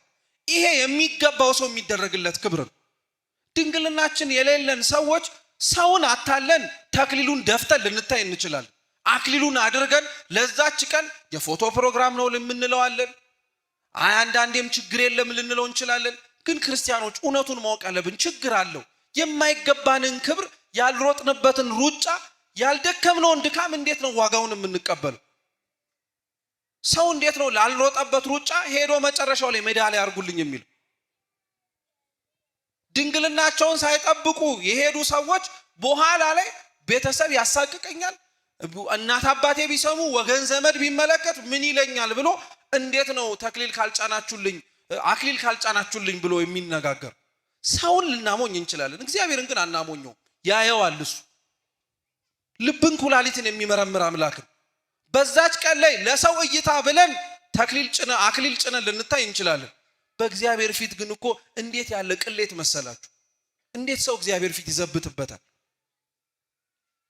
በፍጹም የደከሙ ሰዎች የሚሰጣቸው ዋጋ ነው። ሁለተኛው ተክሊል የሚደረግላቸው ለምንድን ነው? ሽልማት ብቻ ሳይሆን ለድንግልናቸው ምልክት ብቻ ሳይሆን መከራም ጭምር ነው። ጋብቻ እንዳለው ለክርስቶስና ለቤተ ክርስቲያን ተምሳሌት ነው። ክርስቲያኖች ክርስቶስ ለቤተ ክርስቲያን ሲል በዛ መስቀል ላይ ስጋውንና ደሙን በሚያፈስና በሚቆርስበት ጊዜ ላይ አብሮ የሾህ አክሊል ጭኖላት ነበር። ለሷ ብሎ መከራ ተቀብሎ ነበር። ክርስቶስ ያደረገው የሾህ አክሊል ባለትዳሮች ለመጋባት ቤተክርስቲያን ሲመጡ የሚጫንላቸው የአክሊል ምሳሌ ነው። ትዳር ዋጋ እንደሚያስከፍል እንዲያውቁት። ትዳር ዋጋ ያስከፍላል። ጋብቻ ዋጋ ያስከፍላል። እንዲሁ ዝም ብሎ ስለተጋቡ ብቻ የሚኖርበት አይደለም። ለዛ ነው ትዳር ሕይወትን የሚሰጥ መስቀል ነው ያልነው በመግቢያችን ርዕስ ላይ። ሕይወትን ይሰጣል። አዎ እግዚአብሔር በዛ ውስጥ ድህነትን እንዲሰጥ ምክንያት ሆኖበታል። አዎ ልክ ነው። ግን ሕይወትን መስጠት ብቻ ሳይሆን ትዳር መስቀልም ጭምር ነው። የሚሸከሙትን ስለሚሸከሙት መስቀል ምልክት እንዲሆን መከራ እንዳለባቸው የሰማዕትነትንም ጥግ እንደሚመለከቱት ለማሳየት ሲሉ አክሊል ያደርግላቸዋል የቤተክርስቲያናችን አባቶች። ቤተክርስቲያን በእንደዚህ አይነት መልኩ ነው የምትሞሽረው። አብዛኞቻችን ግን እቺ ከላይ የምትናረጋትን አክሊልን የድንግልና ምልክት ብቻ አድርገን እንወስደዋለን። አይደለም፣ እንዲህ ነው የምናደርግበት ምክንያት። እኒህን ባለትዳሮች በእንደዚህ አይነት መልኩ ስትሞሽራቸው ማዕስባንን ግን አክሊል አትጭንላቸው። ለምን? መከራ ሳይኖርባቸው ቀርቶ አይደለም። እየሰማችሁ ነው? መከራ ሳይኖርባቸው ቀርቶ አይደለም። እነሱ ምንም እንኳን ድንግልናቸውን ቢያጡ እዚህ ደረጃ ለመድረስም ጭምር ዋጋ ሳይከፍሉ ቀርተውም አይደለም። ይሄንን ቤተክርስቲያን ታከብርላቸዋለች። ስለነዚህ ሁለት ምክንያት ብላ ግን አንድ ስላጡትና በዛ ምክንያት ሊደረግላቸው ስለሚችለው አክሊል ግን ብላ ሁለቱን ጥላ አንዱን ነገር አንጠልጥላ አታደርግላቸው። በቃ ለእንደነዚህ አይነት ሰዎች አክሊል አይደረግላቸው። አሁን ላይ ያንን አክሊል ሊመስል የሚችል የተለያዩ ነገሮች የምናደርግ ሰዎች አለን። ለምንድን የምናደርግ? ከየት የመጣ ስርዓት ነው ይህ? አይደለም፣ ልክ አይደለም። በቃ ቅድም እንዳልነው ነው። ሰው ድንግል ሳይሆን አክሊሉን አድርጎት እንደ ድንግል መስላለሁ ቢል እግዚአብሔርን ማስነወር ነው እንዳልን ሁሉ በሌለን ነገር ላይ ያለንና እግዚአብሔር ሊሰጠን የሚችለውን እያሰቡ እግዚአብሔር ፊት ሰው እኔ ምንም የለኝም አንተ ሞገሱ ነኝ ይላል እንጂ የሌለውን ነገር እንዳለው አስመስሎ አንዴ አክሊሉን አንዴ ሌላ ነገር እንዴት ሰው ያደርጋል? በፍጹም ክርስቲያኖች ስለኖርንበት ህይወት ልናፍርም ልንሸማቀቅም የሚያስፈልገን እግዚአብሔር ፊት ነው እንጂ ሰው ፊት አይደለም። ቅዱስ ዮሐንስ አፈወርቅ እንዲህ ይላል፣ አብራችሁም ሁላችሁም በሞታችሁበት ቅጽበት ሰው በምን ያክል ፍጥነት በሉ እንጂ እንደሚረሳችሁ ብታውቁ ኖሮ ሰውን ሳይሆን እግዚአብሔርን እያስደሰታችሁት ትኖሩ ነበር። አይገርማችሁም? ሰው ከሞትን በኋላ እንዴት በምን ያክል ፍጥነት እንደሚረሳን አናውቅም። ቀባሪ ሁሉ የሚያስታውሰው ነው የሚመስለው ሰው። በፍጹም ጥሎህ ነው የሚሄደው፣ ይረሳሃል። በዛች በጋብቻ ቀን ሁሉም የሚያስታውስ እየመሰለው አንዳንድ ሰው በደንብ አድርጎ ሲደክም ታዩታላችሁ። ሁሉም ነገር መደረግ አለበት፣ ለእኔ አንዲትም ነገር መጉደል የለባትም ይላል፣ እሱ ሳይኖረውም ጭምር ማለት ነው። በምን ያክል ፍጥነት ግን ያም ሰርግ አልፎ ሌላ ሰርግ መጥቶ የእሱን ህይወት ምን ይሁን ምን አይሁን እንደሚረሳው ሰው ይዘነጋዋል። እግዚአብሔር ግን አይረሳም፣ አይዘነጋም፣ ያያል። ማዕስባን ስለዚህ ምንም ተክሊል አይደረግላቸው፣ ምንም አክሊልም አይደፋላቸው። በቃ ከእግዚአብሔር ፊት ግን ቆመው በቅዱስ ቁርባን ከሁለትነት ወደ አንድነት ይመጣሉ። ልብ አላላችሁትም እንጂ እኮ ክርስቲያኖች ተክሊል የደፉ ደናግላንም ተክሊል ያላደረጉ ማዕስባንም ተክሊል የሚለውን አክሊል እያደረጋችሁ ተረዱት። ከእግዚአብሔር ፊት ከሁለትነት ወደ አንድነት የሚያመጣቸው ቅዱስ ቁርባኑ ነው። በድንግልና የተጋቡ ሰዎች አክሊሉ ከተደረገላቸው በኋላ ተጋብታችኋል በሉ በሰላም ግቡ ተብለው ነው የሚሰናበቱት ወይስ ቅዳሴው ላይ ቆርበው ነው የሚሄዱት? መልሱ እንጂ ደከማችሁ እንዴ? ታዲያ በደንብ መልሱ እንጂ ቆርበው ነው የሚሄዱት ወይስ ዝም ብለው ነው የሚሄዱት? ድንግልናቸውን ሳይጠብቁ መጥተው ንስሐ ገብተው ታጥበው የመጡት ሰዎች ቆርበው ነው የሚሄዱት ወይስ እናንተም እንዲሁ ስለመጣችሁ በሰላም ግቡ ነው የሚባሉት? ቆርበው ነው የሚሄዱት። ሁለቱም ቅዱስ ሥጋውን ክቡር ደሙን ተቀብለው ነው የሚሄዱት። በቃ ይሄንን ማወቅና ማመን መቻል አለብን። አብሮ በዚሁ በሥርዓተ ሰርጉ ላይ ማወቅ መቻል ያለብን በተደጋጋሚ የሚጠየቅም ጥያቄም ጭምር ነው። አንዱ ድንግል ቢሆን ሌላውስ ባይሆን ያደረገ ድንግል የሆነው ሰው ብቻውን የመባረክ መብት አለው። ብቻውን ተክሊል የመጫን መብት አለው። የሌለው ሰው አያደርግም። በአንድ ሰው ድንግልና ሌላው ሰው ይደነገላል የሚል የቤተ ክርስቲያን ትምህርት የለም። ወደ ሌለው ነገር ያ ሰው ከፍ ማለት አይችልም። ያለው ሰው ግን ወደ ሌለው ሰው መውረድ ይችላል። ስለ ፍቅር ብሎ ዋጋ መክፈል ይችላል። ለምሳሌ ሴቷ ድንግል ሆና ወንዱ ባይሆን፣ ወንዱ ድንግል ሆኖ ሴቷ ባትሆን አክሊሉን ሊደፉ ይችላሉ። ስላላረገው ሰው ግን ብለው ያንን አክሊላቸውን አውርደው እኔም እንደሱ ሆኜ እታያለሁ ቢሉ መብታቸው። የሌለው ሰው ግን እኔ እስከምን አንሳለሁ ብሎ ግን ጭኖ መታየት አይችልም። እየሰማችሁ ነው? በደንብ አድርጎ ይሰመርበት። ይህም ክርስቲያኖች ስንት ቤተ ክርስቲያን አይተን ሊሆን ይችላል፣ የነፍስ አባቶቻችን እንዲህ አድርገው ሊሆን ይችላል ይባላል። ፍጹም ስህተት ነው። ስህተት ከሆነ ስህተት ነው፣ መታረም ስላለብን የምናሳያቸው የመጀመሪያው ክፍለ ጊዜ ላይ ተነጋግረናል። ስርዓተ ቤተ ክርስቲያን ዶግማ የሚጠበቅበት አስተምህሮ ጭምር ነው። ስርዓተ ቤተ ክርስቲያን የቤተ ክርስቲያኒቱ አስተምህሮ የሚጠበቅበት ዋና መሰረት ነው። ስርዓቱን የምናከብረው ህግ ስለሆነ ብቻ አይደለም፣ የቤተ ክርስቲያናችን አስተምህሮም ጭምር ንጹህና ምንጩ ያልደፈረሰ ትክክለኛ እንደሆነ ማሳያም ጭምር ነው። ስለኛ ሞራል፣ ስለኛ የውስጣችን መጎዳት እየተባለ ስንቱ ስርዓት ይፍረስ። እኛ ወደ ስርዓቱ ልናድግ እንችላለን፣ ማደግም አለብን እንጂ ስርዓቱን ያወረድንበት ቦታ በሙሉ እየወረደማ መሆን የለበትም። ስለዚህ ሰው ሊጋባ የሚችልባቸው በቤተ ክርስቲያን ፊት ጋብቻውን ሊፈጽም የሚችልባቸው መንገዶች ወይ በማዕስባን ነው፣ ካልሆነ ደግሞ በስርዓተ ተክሊል። በቃ ሌላ ምንም ነገር የለም ክርስቲያኖች። ይህንን ጋብቻ ግን ይህንን የሰርግ ስነ ስርዓትን ግን አብረን መረዳት መቻል ያለብን ምኑን ነው? ይህንን ምስጢር በምንፈጽምበት ጊዜ ላይ የምናደርጋቸውንም ክዋኔዎችንም ጭምር። አንዳንድ ሰው የቤተ ክርስቲያን ሰርግን ሲመለከተው የደበዘዘ ይመስለው፣ ብዙም ያልሞቀ ያልደመቀ፣ ጭፈራው፣ ሙዚቃው፣ ሌላው ነገር ሲጎልበት፣ ወላጆችም ጭምር በተለይ ወላጆች ብዙ በቅዱስ ቁርባን ለመጋባት በንስሐ ተመላልሰው የደከሙ ወጣቶች ወይንም ደግሞ ለስርዓቱ የበቁትን ሰዎች በቃኛ በቤተ ክርስቲያን ብቻ ነው ማግባት የምንፈልገው ሲባል አንዳንድ ወላጅ እንዴ የነገሌን ሰርግ ስንት በልቼ ደሞ እናንተ ዘምረ ልናሰናብት ነው ወይ ትላላችሁ? ከፈለጋችሁ በለቱ ቀኑ ተጋቡ፣ ከዛ በኋላ ድል ያለ ሰርግ ደግሼ እነገሌን እነገሊትን ጠርቼ አብረን ነው ሁሉን ነገር ማድረግ የምንፈልገው እንጨፍራለን የሚል ሰው አለ። ሁለቱም ዓለም የሚናፍቀው ማለት ነው። ይሄ በፍጹም ያለማወቅ ሊሆን ይችላል። ይሄንን አለማወቅ በትምህርት መቅረፍ እንችላለን። የቤተ ክርስቲያንን ውበት በሰርግ ውስጥ የሚታየውን ሊመስል የሚችል ምንም ነገር እንደሌለ ማሳየት በመቻል ይሄ ችግር ሊቀረፍ ይችላል። እያወቅን ግን ለምናጠፋው ሰዎች መታረም መቻል አለብን።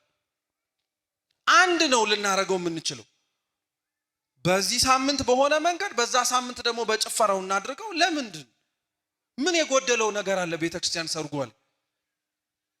የዓለም ሊሰጠን የማይችለውን ነገር በሙሉ እኮ ነው የሰጠችን።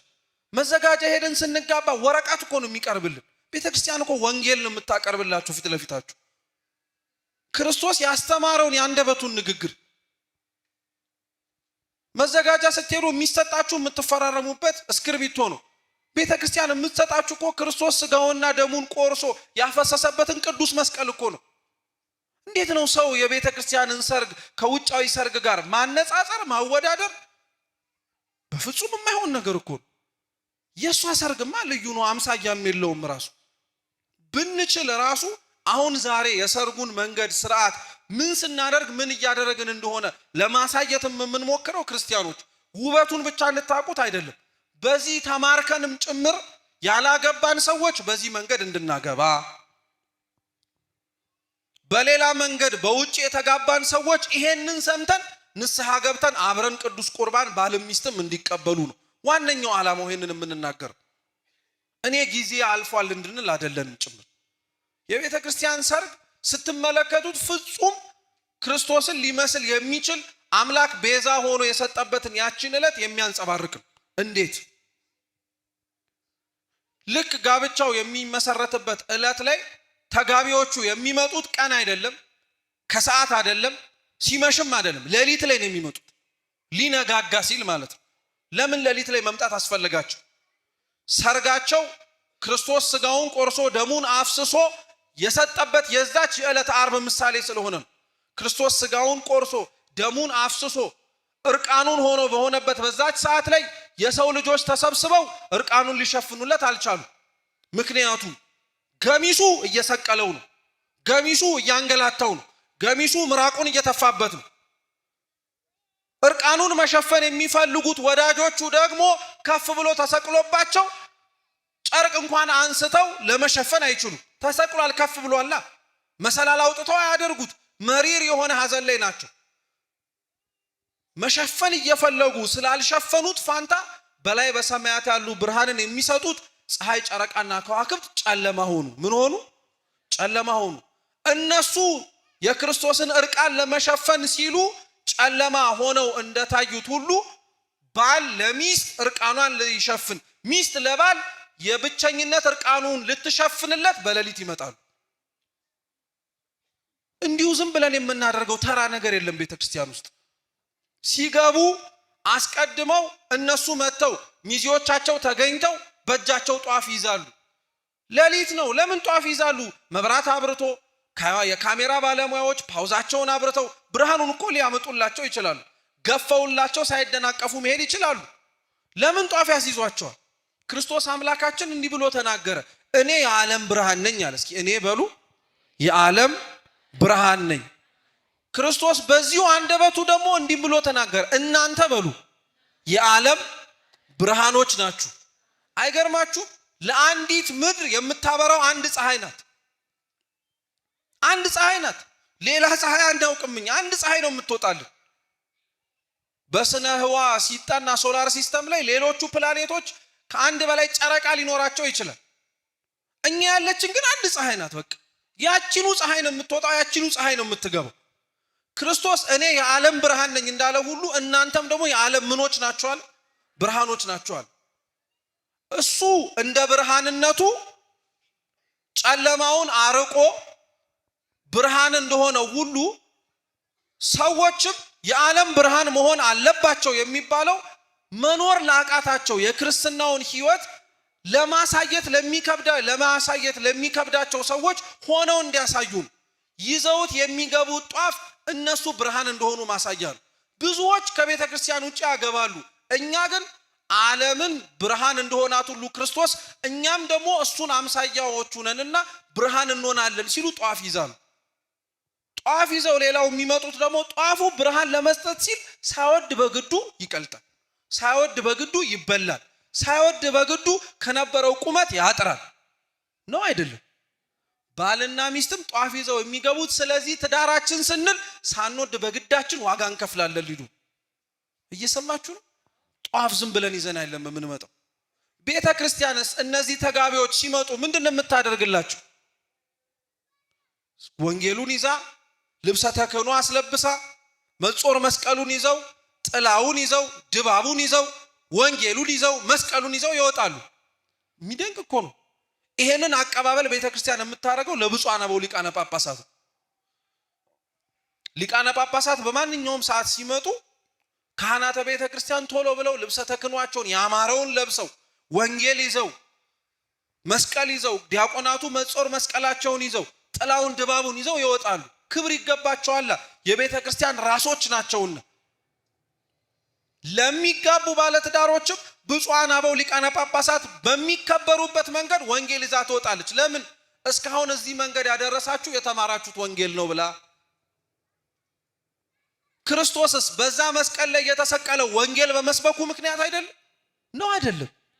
ባለትዳሮችም ቤተ ክርስቲያን ወንጌል ይዛላቸው የምትወጣው እናንተም የያዛችሁትን መስቀል ክርስቶስ እየሰበከ ወንጌልን እንደሞተ ሁሉ እናንተም ትዳራችሁን ለዓለም እያስመሰከራችሁ ወንጌል ሆኖ እየሰበካችሁበት ትኖራላችሁ ልትል። የክብር ልብሳቸውን ለብሰው ነው የሚወጡት።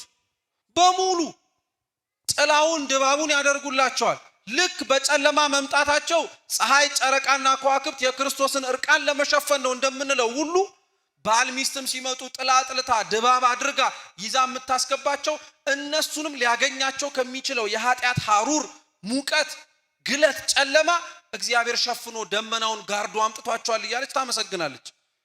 እምትዘምርላቸው መዝሙር ለሙሽራና ለሙሽሪት የተሰራ አይደለም። ልብ በሉ። አሁንም ስትዘምር ራሱ ውስጥ ያሉ ቤተ መቅደሱ ካህናትና ውጭ ያሉ ዘማሪያን መጻመራዊ ፍስሐ ለኩሉ በሰላም ውጹ ተቀበሉ ጻኡ ተቀበሉ ትላለች። መጻመራዊ ፍስሐ ለኩሉ ሙሽራው መጣ፣ ሁላችሁም ደስ ይበላችሁ፣ በሰላም ጻኡ ተቀበሉ፣ በሰላሙም ወጣችሁ ተቀበሉ። ሙሽራ የሚባለው ይሄን እኮ አይደለም፣ ክርስቶስን እኮ ነው። ክርስቶስ ሙሽራው በእነዚህ ባለትዳሮች አምሳል ወጥቷልና ሁላችሁም ወጣችሁ ተቀበሉ ትላለች። ለዛ እኮ ነው ምእመናን እየጸለዩ ምንም እያደረጉ ቢሆንም ሙሽሮቹ ሲመጡ ከክብር ተነስተው እያጨበጨቡ እልል እያላቸው ባያቋቸውም እኮ ነው። ለምን? ክርስቶስ ነው የዛች ቀን ላይ መጣው። መስቀል ላይ የተፈጸመውን ምስጢር በእነዚህ ሁለት ባለትዳሮች ልናይ ነው። አስገባቻቸው። ቃለ መሐላ የሚፈጽሙበት ወንጌል ነው። ቁጭ ታረጋቸዋለች። ጸሎተ ተክሊል ደናግላን ከሆኑ ይደገምላቸዋል። ሲጸለይ ጸሎቱን በቃና ዘገሊላ ላይ ያደረች የእግዚአብሔር አብ በረከት፣ የእግዚአብሔር ወልድ ፍቅር፣ የእግዚአብሔር መንፈስ ቅዱስ አንድነት የሰርግ ቤት ሁሉ ይደርባችሁ ትላለች። ሁሉም ነገር ለምን? ሰርግ ቤትን ሰርግ የሚያደርገው ድምተኛ ብቻ አይደለም። እየሰማችሁ ነው? የቃና ዘገሊላ ሰርግ የሁሉም ሰርግ አይዲያል ዋነኛ መገለጫ ሆኖ የተጠራው ለምን ይመስላችኋል? ሰርግ ቤቱ ባለትዳሮች ስላሉበት ብቻ አይደለም። በሰርግ ቤቱ ጥሪ ውስጥ እመቤታችን ስላለች ነው፣ ክርስቶስ ስላለ ነው፣ ደቀ መዛሙርቱ ስላሉ ነው። ይሄንንም ሰርግ ትልቅ ክብር እንድንሰጠው ምክንያት የሚያደርገን ለምንድን ነው? በስጋውና በደሙ በሚዘጋጅበት ቤተክርስቲያን በክርስቶስ ምክንያት እናቱ ትመጣለች። ለምን? የሉቃስ ወንጌል ምዕራፍ 2 ላይ እሱን ለማየት መወለዱን ለመመልከት የመጡት እንዲህ ብሎ ነው እግዚአብሔር መልአክ የነገራቸው። ሕፃኑን በሉ ከእናቱ ጋር ታገኙታላችሁ። ሕፃኑን ከማ ጋር? ሕፃኑ ታዲያ ስጋውን ደሙን በቆረሰበት በመስቀል ላይ እናቱ ነበረች አልነበረች? ስለዚህ ባለትዳሮቹ ሊማማሉበት ቃለ መሐላ ሊፈጽሙበት በተገኙበት በዛች ቤተክርስቲያን ላይ ክርስቶስ ስጋ አለ ማለት እናቱ አለች ማለት ነው። እሷ ካለች ደቀ መዛሙርቱ አሉ ማለት ነው። ሰርግን ሰርግ የሚያደርገው ይህ ነው ክርስቲያኖች። ታዲያ እንዴት ነው እናቱ እሱ ደቀ መዛሙርቱ ቅዱሳን የሚገኙበትን ሰርግ ሊገኙበት በማይችልበት በሌላ በምድራዊ ሰርግ እንጋባ የምንል? በፍጹም። ያንን ሰርግ እንደ ጋብቻ ቤተክርስቲያን ልታከብረው ትችላለች። ቅዱስ ብላ ግን አጠረው ልጠራውም አትችልም። ይሄንን ጋብቻ ቅዱስ የሚያሰኘው የሰዎቹ ቅድስና አይደለም። እኛ ነፃንም አልነፃንም፣ እኛ ጠቆርንም ቀላንም ፍጹም ንጽህናውን ሊያጣ የማይችለው ፍጹም ቅዱስ የሆነው የእግዚአብሔር ቅዱስ ስጋና ክቡር ደም ጋብቻውን ቅዱስ የሚያሰኘው ይህ ነው። ታስገባቸዋለች። ወንጌል አስወጥታ እጃቸውን ታደርገላቸው። እጃችሁን ጫኑ ይባላሉ። ቃለ መሐላ የሚገቡት ወንጌል ላይ ነው። ምን ብለው?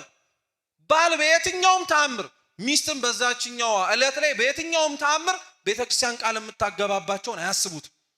እዚህ ውስጥ ያላችሁ ባለትዳሮች ይሄንንም ድምጽ የምትሰሙ በየትኛውም ቦታ ያላችሁ ባልና ሚስት ስትጋቡ የተጋባችሁባት ዕለት ላይ ቤተክርስቲያን እንዲህ ብላ ቃለ መሐላ ስታስገባ አስባችሁታል? አጣች፣ መከነች፣ ሰነፈች፣ ደህየች፣ ጠቆረች፣ መከነች። ሚስታችሁን ስታገቡ ባሎች ይሄንን ሁሉ አስባችሁ ነው?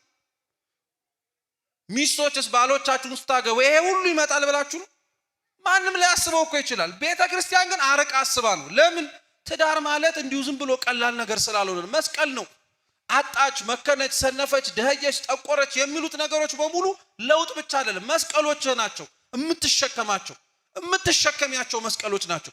ብትጠቁር፣ ብትከሳ፣ ብትመክን፣ ምንም ብትሆን አልተዋትም ይላል። መስቀሌ ናት እያለ እየሰማችሁ ነው።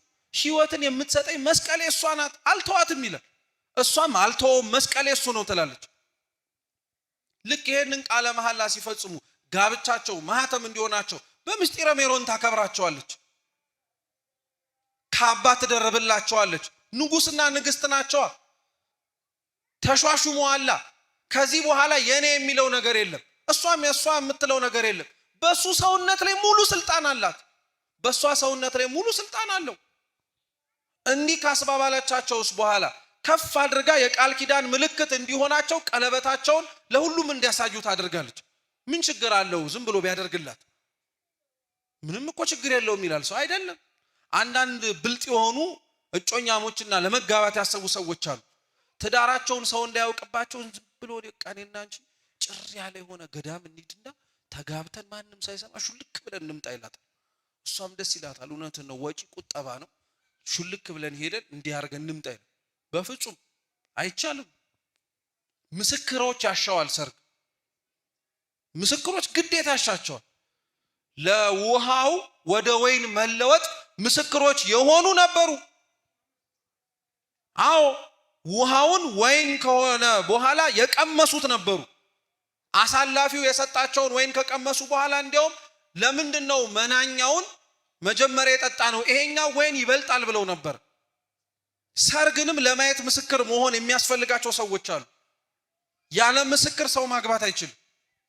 መንግስት ጋር እንኳን ብትሄዱ ለማጋባት ስትሉ ምስክር የት አለ ይላሉ አይደል? ምክንያቱ ለምንድነው? ያለ ምስክር ያገባሃትን ሚስት ያለ ምስክር ብትፈታትስ ብትፈቺውስ ማን አቤት ሊል ነው? ማን ሊሸመግል ነው? ማን ረተው ብሎ ሊናገር ነው? በፍጹም። ስለዚህ ምስክሮች ግዴታ ያስፈልጋሉ። ቀለበቱን ከፍ አድርገው ያሳያሉ። ያ ቀለበት ለምንድን ነው የሚያደርጉት? ባል ሚስት እንደሆኑ ማሳያ ምልክት እንዲሆንላቸው ብቻ አይደለም። ያንን ቀለበት የሚያሳዩት ለምንድን ነው? ቀለበቱ ክርስቲያኖች የስልጣን ምልክት ነው። የሉቃስ ወንጌል ምዕራፍ 15 ላይ የጠፋው ልጅ ወደ አባቱ ሲመለስ እንዲህ ነው ያለው አባቱ፣ ለጣቱም ቀለበትን አድርጉለት አለ። እስኪ ለጣቱም በሉ ቀለበትን አድርጉለት። ሹሙት ማለት ነው። ያጣውን ስልጣን ስጡት ማለት ነው። የሌለውን አሁን ግን የሚገባውን ስልጣን ስጡት ማለት ነው። አንዳንድ ሰው በጮኝነት ሆነ በጓደኝነት ሚስቱ ላይ የሌለውን ሚስቱ ብሎ እንኳን መጥራት ሳይችል ስልጣን እንዳለው የሚሆን ሰው አለ። እስካላገባሃትና ቤተክርስቲያን ፊት ቆማ ሚስትህ ናት ተብላ እስካልተሰጠች ድረስ ስልጣን የለህም። እንደ ሚስትህ ይሄ ይገባኛል ብለህ መጠየቅ ላትችል ትችላለህ። ብዙ ሰው ለዛ ነው በጓደኝነት በጮኝነት ሚስቱ ሆና ሊጠይቃት የሚችለውን እንድታደርግለት የምትፈቀድለትን ነገር በጮኝነትና በትዳር ይጠይቃል። በጮኝነትና በጓደኝነት ይጠይቃታል። አብረሽኝ ካላደርሽ ይላታል። አብረህኝ ካላደርክ ትለዋለች። ይሄ ስልጣን ይጠይቃል። በፍጹም አይችሉም። አንዳንዶች ደግሞ እንደውም አሁን ላይ ምን ችግር አለው ነገ የምንጋባ ከሆነ ዛሬ አብረን ብንሆን ይችላል። በምን ተማምነህ? ምን አውቀህ? ምንስ ተረድተህ? በፍጹም ይህም አይቻልም። ይህንን ስልጣን ስታገኝ ብቻ የምታደርገው ነው። ቀለበቱ የስልጣን ምልክት ነው። ከዚህ በኋላ ሰውነቱ ያንቺ ነው፣ ሰውነቷ ያንተ ነው ትላለች። ቀለበቱ ሌላው አይታችሁት ከሆነ ክብ ነው፣ ወርቅ ነው። ወርቅ በእሳት ሲፈተን ወርቅነቱ እንደሚታወቀው ሁሉ ወርቅን በእጆቻቸው ላይ እንዲያጠልቁት የሚፈልገው ትዳራችሁም ትዳር የሚሰኘው በምታልፉት እሳት በተባለ በመከራ ልክ ነው። አብርሃም ሳራ ተፈትነዋል እኮ። መስቀል ነበረባቸው። መስቀላቸው ምን ነበር? ልጅ ማጣት ነበር። ለዘመናት ተሰቃይተዋል። አሁን ምናልባት ባለትዳሮች ሆነው ልጅ ያጡ ብዙ ሰዎች ሊሆኑ ይችላል። ይሄ መስቀላቸው ሊሆን ይችላል። የሚሸከሙት ከእግዚአብሔር ጋር አብረው የሚሸከሙት መስቀል ሊሆን ይችላል። አንዳንዶች ደግሞ ልጅ ማጣት ሊሆን ይችላል። ልጅ የሚወርድባቸውን ብዙ እህቶችና እናቶቻችን አሉ። ይሄ መስቀል ሊሆን ይችላል። መስቀልም ጭምር ነው። ልጅን ሰጪ ባልና ሚስት የሚያደርጉት ንጹህ የሆነ ተራክቦ አይደለም። ልጅን ሰጪ የማህፀንም ፍሬ ባራኪ ማን ነው? እግዚአብሔር ነው። ሰው ልጅ ሲያጣ መለመን ያለበት ልጅ ሰጪ ልጅ ነሺ የሆነውንም እግዚአብሔርን። ይሄ መስቀል ሊሆን ይችላል። ቀለበቱ ሊመጣባቸው የሚችለውን እንደ ወርቅነታቸው የሚያሳያቸውን ፈተና ማሳያ ነው። ቀለበቱ ክብ ነው፣ የተጎረባበጠ አይደለም። ሃይማኖት ምልክት ነው ቀለበቱ። ክብ እንከን እንደሌለበት ሁሉ እናንተም ሃይማኖታችሁ ነቅ የለበትም። ይህ ጋብቻ ችግር የለበትም፣ በክርስቶስ ስጋና ደም የታተመ ነው ብላ ትሰጣቸዋለች። ይሄንን በመሰለ ሰው ጋብቻ ተጋብቶ ቅዱስ ስጋውን ክቡር ደሙን ተቀብሎ ለክርስቶስና ለቤተ ክርስቲያን የሚዘመረው መዝሙር እየተዘመረለት መጋባት ሲችል እንዴት ያለ ዘፈን ያለ ዳንኪራ ያለ ሰው ስብስብ ያለ ጩኸት ያለ ግርግርታ አላገባም አልዳርም ይላል? አለማወቅ ከሆነ ቢያንስ በጥቂቱ በጣም በጥቂቱ እቺን እንረዳ። እያወቅን ከሆነ ደግሞ ለመስተካከል እንሞክር፣ ግድ ስለሚያስፈልገን። ይህ ሌላው ስርዓተ ጋብቻ ስርዓተ ተክሊል ላይ በጣም ማወቅና መረዳት መቻል ያለብን ደግሞ ምንድነው? ጋብቻው ላይ ምን ማድረግ አለብን? ባለትዳሮች በቅዱስ ቁርባን ጊዜ ከቅዱስ ቁርባንም ዕለት ላይ መጠንቀቅ ካለባቸው ነገሮች መካከል አንደኛ መኝታ መለየት ነው። ከመጋባታቸው በፊት ከመቁረባቸው በፊት 3 ቀን ከቆረቡ በኋላ 2 ቀን በመኝታ አንድ መሆን ወይም ሩካቤ ስጋ መፈጸም አይችሉም። የተጋቡ ሰዎች እንዲህ ለማድረግ የሚከለከሉት ሩካቤያቸው ችግር ኖሮበት አይደለም፣ ለአምላካችን ቅዱስ ስጋና ክቡር ደም ንጹህ ሆነው ለመገኘት ሌላ ምንም ነገር አይደለም እንጂ ሩካቤው ርኩስ ነው እያለን አይደለም። እየሰማችሁ አይደለም? በፍጹም ይህ ስህተት ነው። እንደዛ እየተባለ አይደለም። ነጽተው ተቀድሰው ራሳቸውን ክርስቶስን ለመቀበል አዘጋጅተው እንዲመጡ ነው። ልክ አንዲት ሚስት ለባሏ፣ አንድ ባል ለሚስቱ ንጽህናውን ጠብቆ ራሱን አዘጋጅቶ እሷን ለመቀበል እንደሚደክመው ሁሉ እኛም አባትም እናትም ለዚህ ወግ ማዕረግ ለመድረሳችን ምክንያት የሆነውንም ክርስቶስንም ከዚህ አይነቱ ስጋዊ ነገር ለቀናት እንወሰንና እንቀበላለን።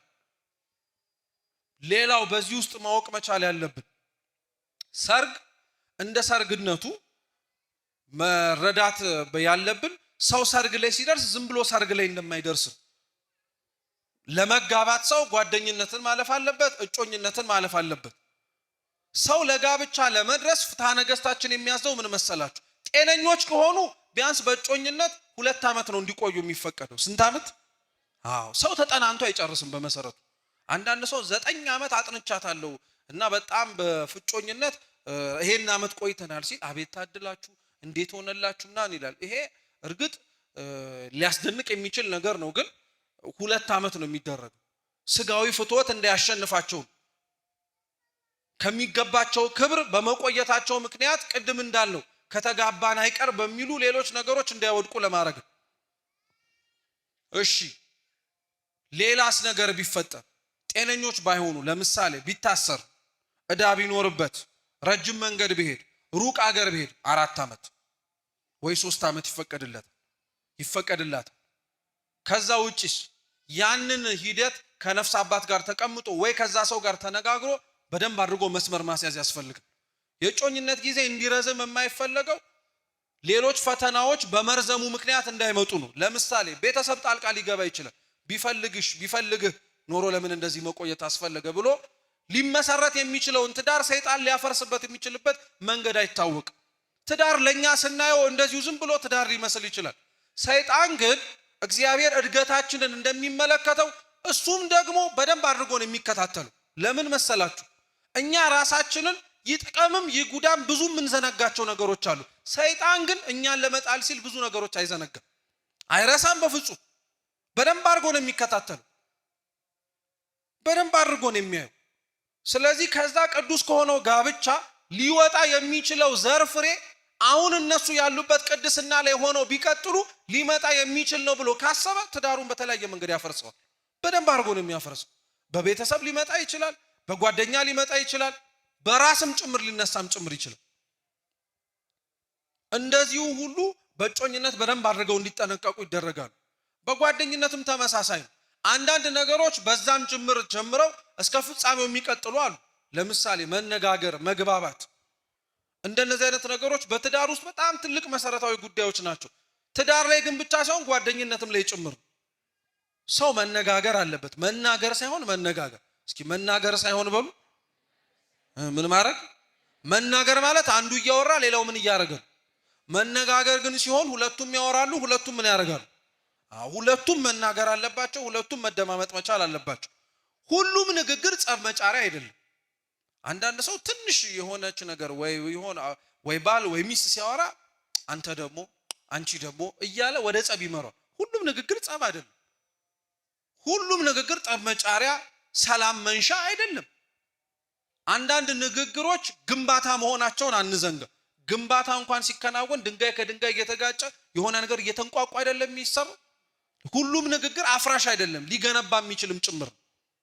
ይሄ በጓደኝነት ብቻ ሳይሆን በዚህኛውም ጭምር እያደገ ሊሄድ ይችላል። ሌላው ማወቅ ያለብን ሰርግ ላይ ቅዱስ ቁርባን የአንድ ቀን ኮሚትመንት ወይንም ደግሞ የአንድ ቀን ቃለ መሐላ ብቻ አይደለም። አንዳንድ ሰው እኔ እኮ ያገባሁት በተክሊል ነው፣ አንዳንድ ሰው ያገባሁት እኔ እኮ በቁርባን ነው ይላል። ያገባው በቁርባን ሊሆን ይችላል፣ የተዳራችሁት በተክሊል ሊሆን ይችላል። በጣም ጥሩ ነው። የመጨረሻ ጊዜ ቆረባችሁት ግን መቼ ነው? የሰርጋችሁ ቀን። ይሄ ልክ አይደለም። ቤታችሁን እንዲባርክ የጠራችሁትን እግዚአብሔርን ቤታችሁን ባርኮት እንዲኖርም ጭምር መጥራት አለብን።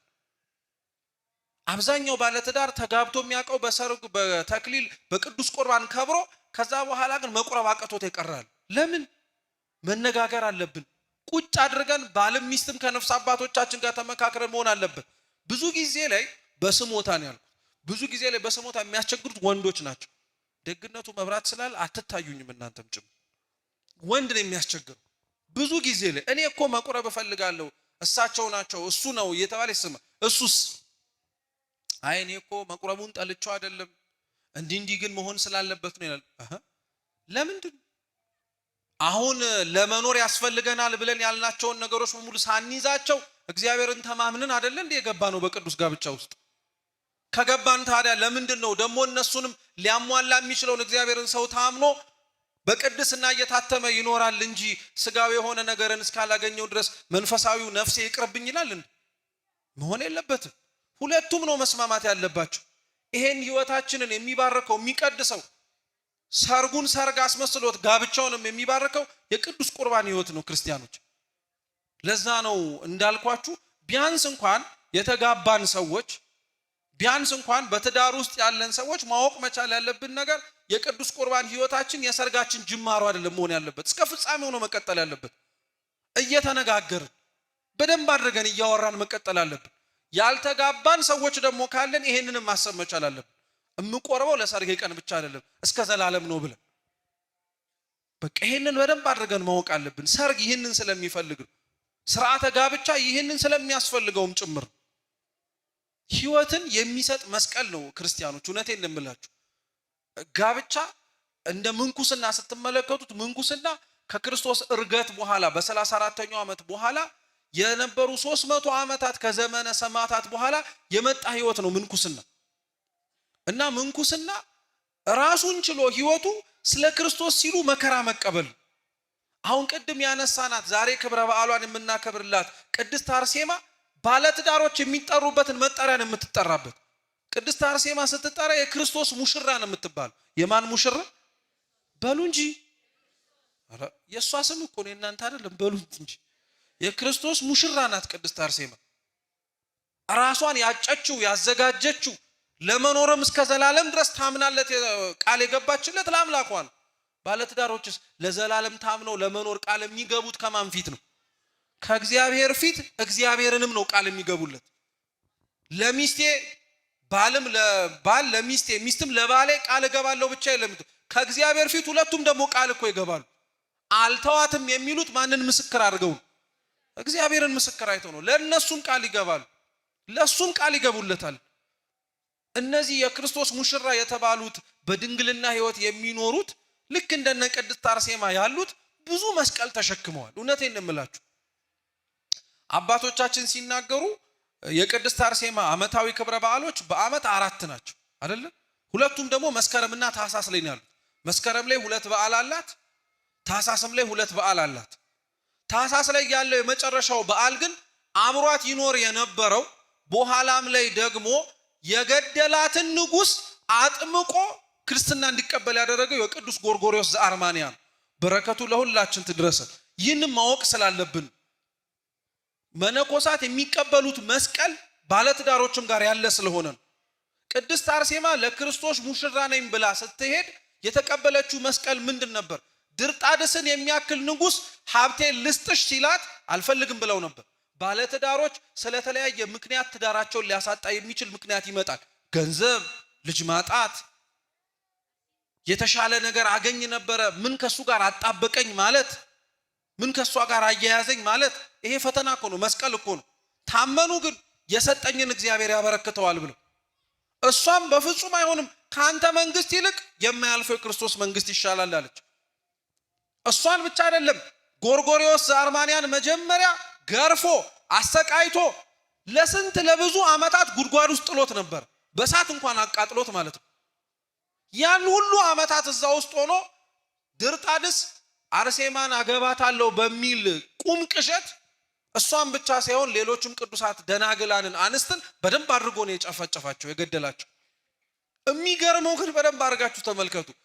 በኋላ ላይ ይህ ድርጣድስ የሚባለው ሰው ማለት ነው በውበቷ መመሰጥን ኋላም ደግሞ እሷን ካጠፋት በኋላ በፈረስ ላይ ተጭኖ ወደ አደን ሲገባ ሰይጣን ተጸናወተውና እንደ በረሃ አሳማ አደረገው። እየሰማችሁ ነው? ሰው የሚናከስ አደረገው እና ቤተ መንግስቱ በሙሉ ተበጠበጠ። ሚስቱ ብቻ ነበረች የተረፈችው እና ያቺ ሚስቱ ምን ላደርግ ይሻለኛል ብላ ብቸኛ ያላት አማራጭ ጸሎት ስለሆነ ወደ እግዚአብሔር ጸለየች። ያው የትዳር ችግር ሁሉም በሰው የሚፈታ አይደለም። አንዳንዱ በጸሎትም ነው የሚፈታው። መንፈሳዊ ህይወታችን ሊለያይ ይችላል። ባል በርትቶ ሚስት በርትታ ባል ሊለያይ ይችላል። ይሄን ምክንያት አድርጎ የሚፋታም ስላለ ጸሎት ነበረ መልሱ። ግን ጸለየች። ምን ቢሆን መልሱ ጥሩ ነው። ጉድጓድ ውስጥ የጣልሻውን ባልሽ ያቃጠለውን ጎርጎርዮስ ዘአርማንያን አውጥታችሁ እሱ እንዲጸልዩለት አድርጉና ይፈወሳል አላቸው። ወረደች፣ አስወጣችሁ ጎርጎርዮስን ለምና ከዛ በኋላ እንዲጠመቅና ከዛ ድርጣድስ ወደ ክርስትና እምነት እንዲመጣ አረጋችሁ። ድርጣድስ በመሰረቱ በአርማንያ ውስጥ ካሉ ቅዱሳን መካከል በቀዳሚነት ይጠራል። አይገርም? ቅድስት አርሴማ አንዱ የተሸከመችው መስቀል ሊያጠፋት የመጣውን ንጉስ አላስቀሰፈችውም። ራሱ አንዳንድ ሚስትና አንዳንድ ባል እኮ ምን አለ በደፋው ብሎ የሚጸልያል፣ በደፋት የሚላል። መስቀሏ ነበረ፣ ተሸክመዋለች። ስለተሸከመችው መጨረሻ ላይ ጎርጎርዮስ ዘአርማንያ አጥምቆት አሁን ድርጣድስ ቅድስት አርሴማን ያጠፋት አንገቷን የቀላት ነው ብለን አንናገርም። ድርጣድስ ልክ አሁን ጲላጦስን እንደምንጠራበት ነው። ጲላጦስ ራሱ አሁን ክርስቶስን የሰቀለው ነው ብለን አይደለም የምንናገረው። ጥንተ ታሪኩን እያነሳን ስለምናወራው ነው እንጂ ጲላጦስ ራሱ ሰኔ 25 ቀን ስንክሳራችን በአርኬ ላይ ያመሰግኗል። ጲላጦስ ራሱ ሰማዕት ሆኖ ነው የሞተው። አሁን ቅዱስ ጲላጦስ ነው። ክርስቶስ ተሸክሞት ነበር ጲላጦስንም ጭምር፣ አልቀሰፈውም። እድሜ ለንስሐን የሰጠ ቅድስት አርሴማም ይገፏት የነበሩትን እንደ ድርጣድስ አይነቱ ነገስታት አልቀሰፈችም። ይቀሰፍም ብላ አልተናገረችም።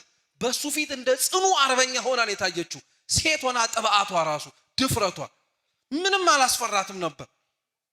ያንን እግዚአብሔር ዋጋ ሲሰጣት በሷ ምክንያት የተረፈው ጎርጎርዮስ ራሱ አጥምቆት ዘአርማንያ አሁን ድርጣድስ ቅዱስ ነው። ከነቅድስት አጋታ ከነቅድስት አርሴማ ጋር አብሮ ከነቅዱስ ጎርጎርዮስ ጋር ሆኖ የአርመን ቤተክርስቲያን ጠባቂ ቅዱሳን ከሚባሉት አንዱ የገደላት ድርጣድስ የተሸከመችው መስቀል ይሄ ነበር። አያችሁት? ምንኩስና ራሱን ችሎ መስቀል አለው፣ ጋብቻም መስቀል አለው። በደንብ አድርጉ። ህይወትን የሚሰጥ ግን መስቀል እንደሆነ መርሳት የለብንም ክርስቲያኖች። ይሄ ሁሉ መዓት፣ ይሄ ሁሉ ውርጅብኝ፣ ይሄ ሁሉ ነገር ትዳር ላይ ሲመጣ እግዚአብሔር ባይፈልገው ነው ይሄንን ትዳር ብሎ ብዙ ሰው ለማፍረስ ይፋጠናል። አይደለም፣ መስቀል ነው የምንሸከመው፣ ነው የምንታገሰው ነው። ከክርስቶስ ፊት ስንቆም ይህንን ታግሼ ነበር ብለን ዋጋ የምናገኝበት። ይህንን የመሰለውን ቅዱስ ምስጢር የጀመርን እንድንጸና፣ ያልጀመርን ሰዎች ደግሞ የምንሸከምበትን አቅም አምላካችን ቅዱስ እግዚአብሔር ይስጠን። የትምህርታችን ርዕስ ምን ነበረ? ህይወትን የሚሰጥ እስኪ በሉ። ምን ህይወትን የሚሰጥ ምን? ሁላችንም እግዚአብሔር አምላክ እሱን እንድንመስል እንድንሸከመው ያዘዘንን ቅዱስ መስቀል የምንሸከምበትን ብርታቱን፣ ጽናቱን፣ ዕውቀቱን፣ ጥበቡን እንዲያድለን ቅዱስ ፈቃዱ ይሁንልን። የተጋቡትን በትዳራቸው ፍጻሜያቸውን ያማረ ያርግልን። ያልተጋቡትን ወደዚህ ቅዱስ ምስጢር ለመምጣት የሚፈልጉትንም በቅዱስ ቤተክርስቲያን ጥላ ውስጥ ተከልለው እንዲፈጽሙት አምላካችን ቅዱስ እግዚአብሔር ያስችልልን። ያስተማረን የመከረን አምላካችን ስሙ የተመሰገነ ይሁን። በተማርነው ፍሬ እንድናፈራ አምላካችን ቅዱስ እግዚአብሔር ይርዳን። ወስብሐት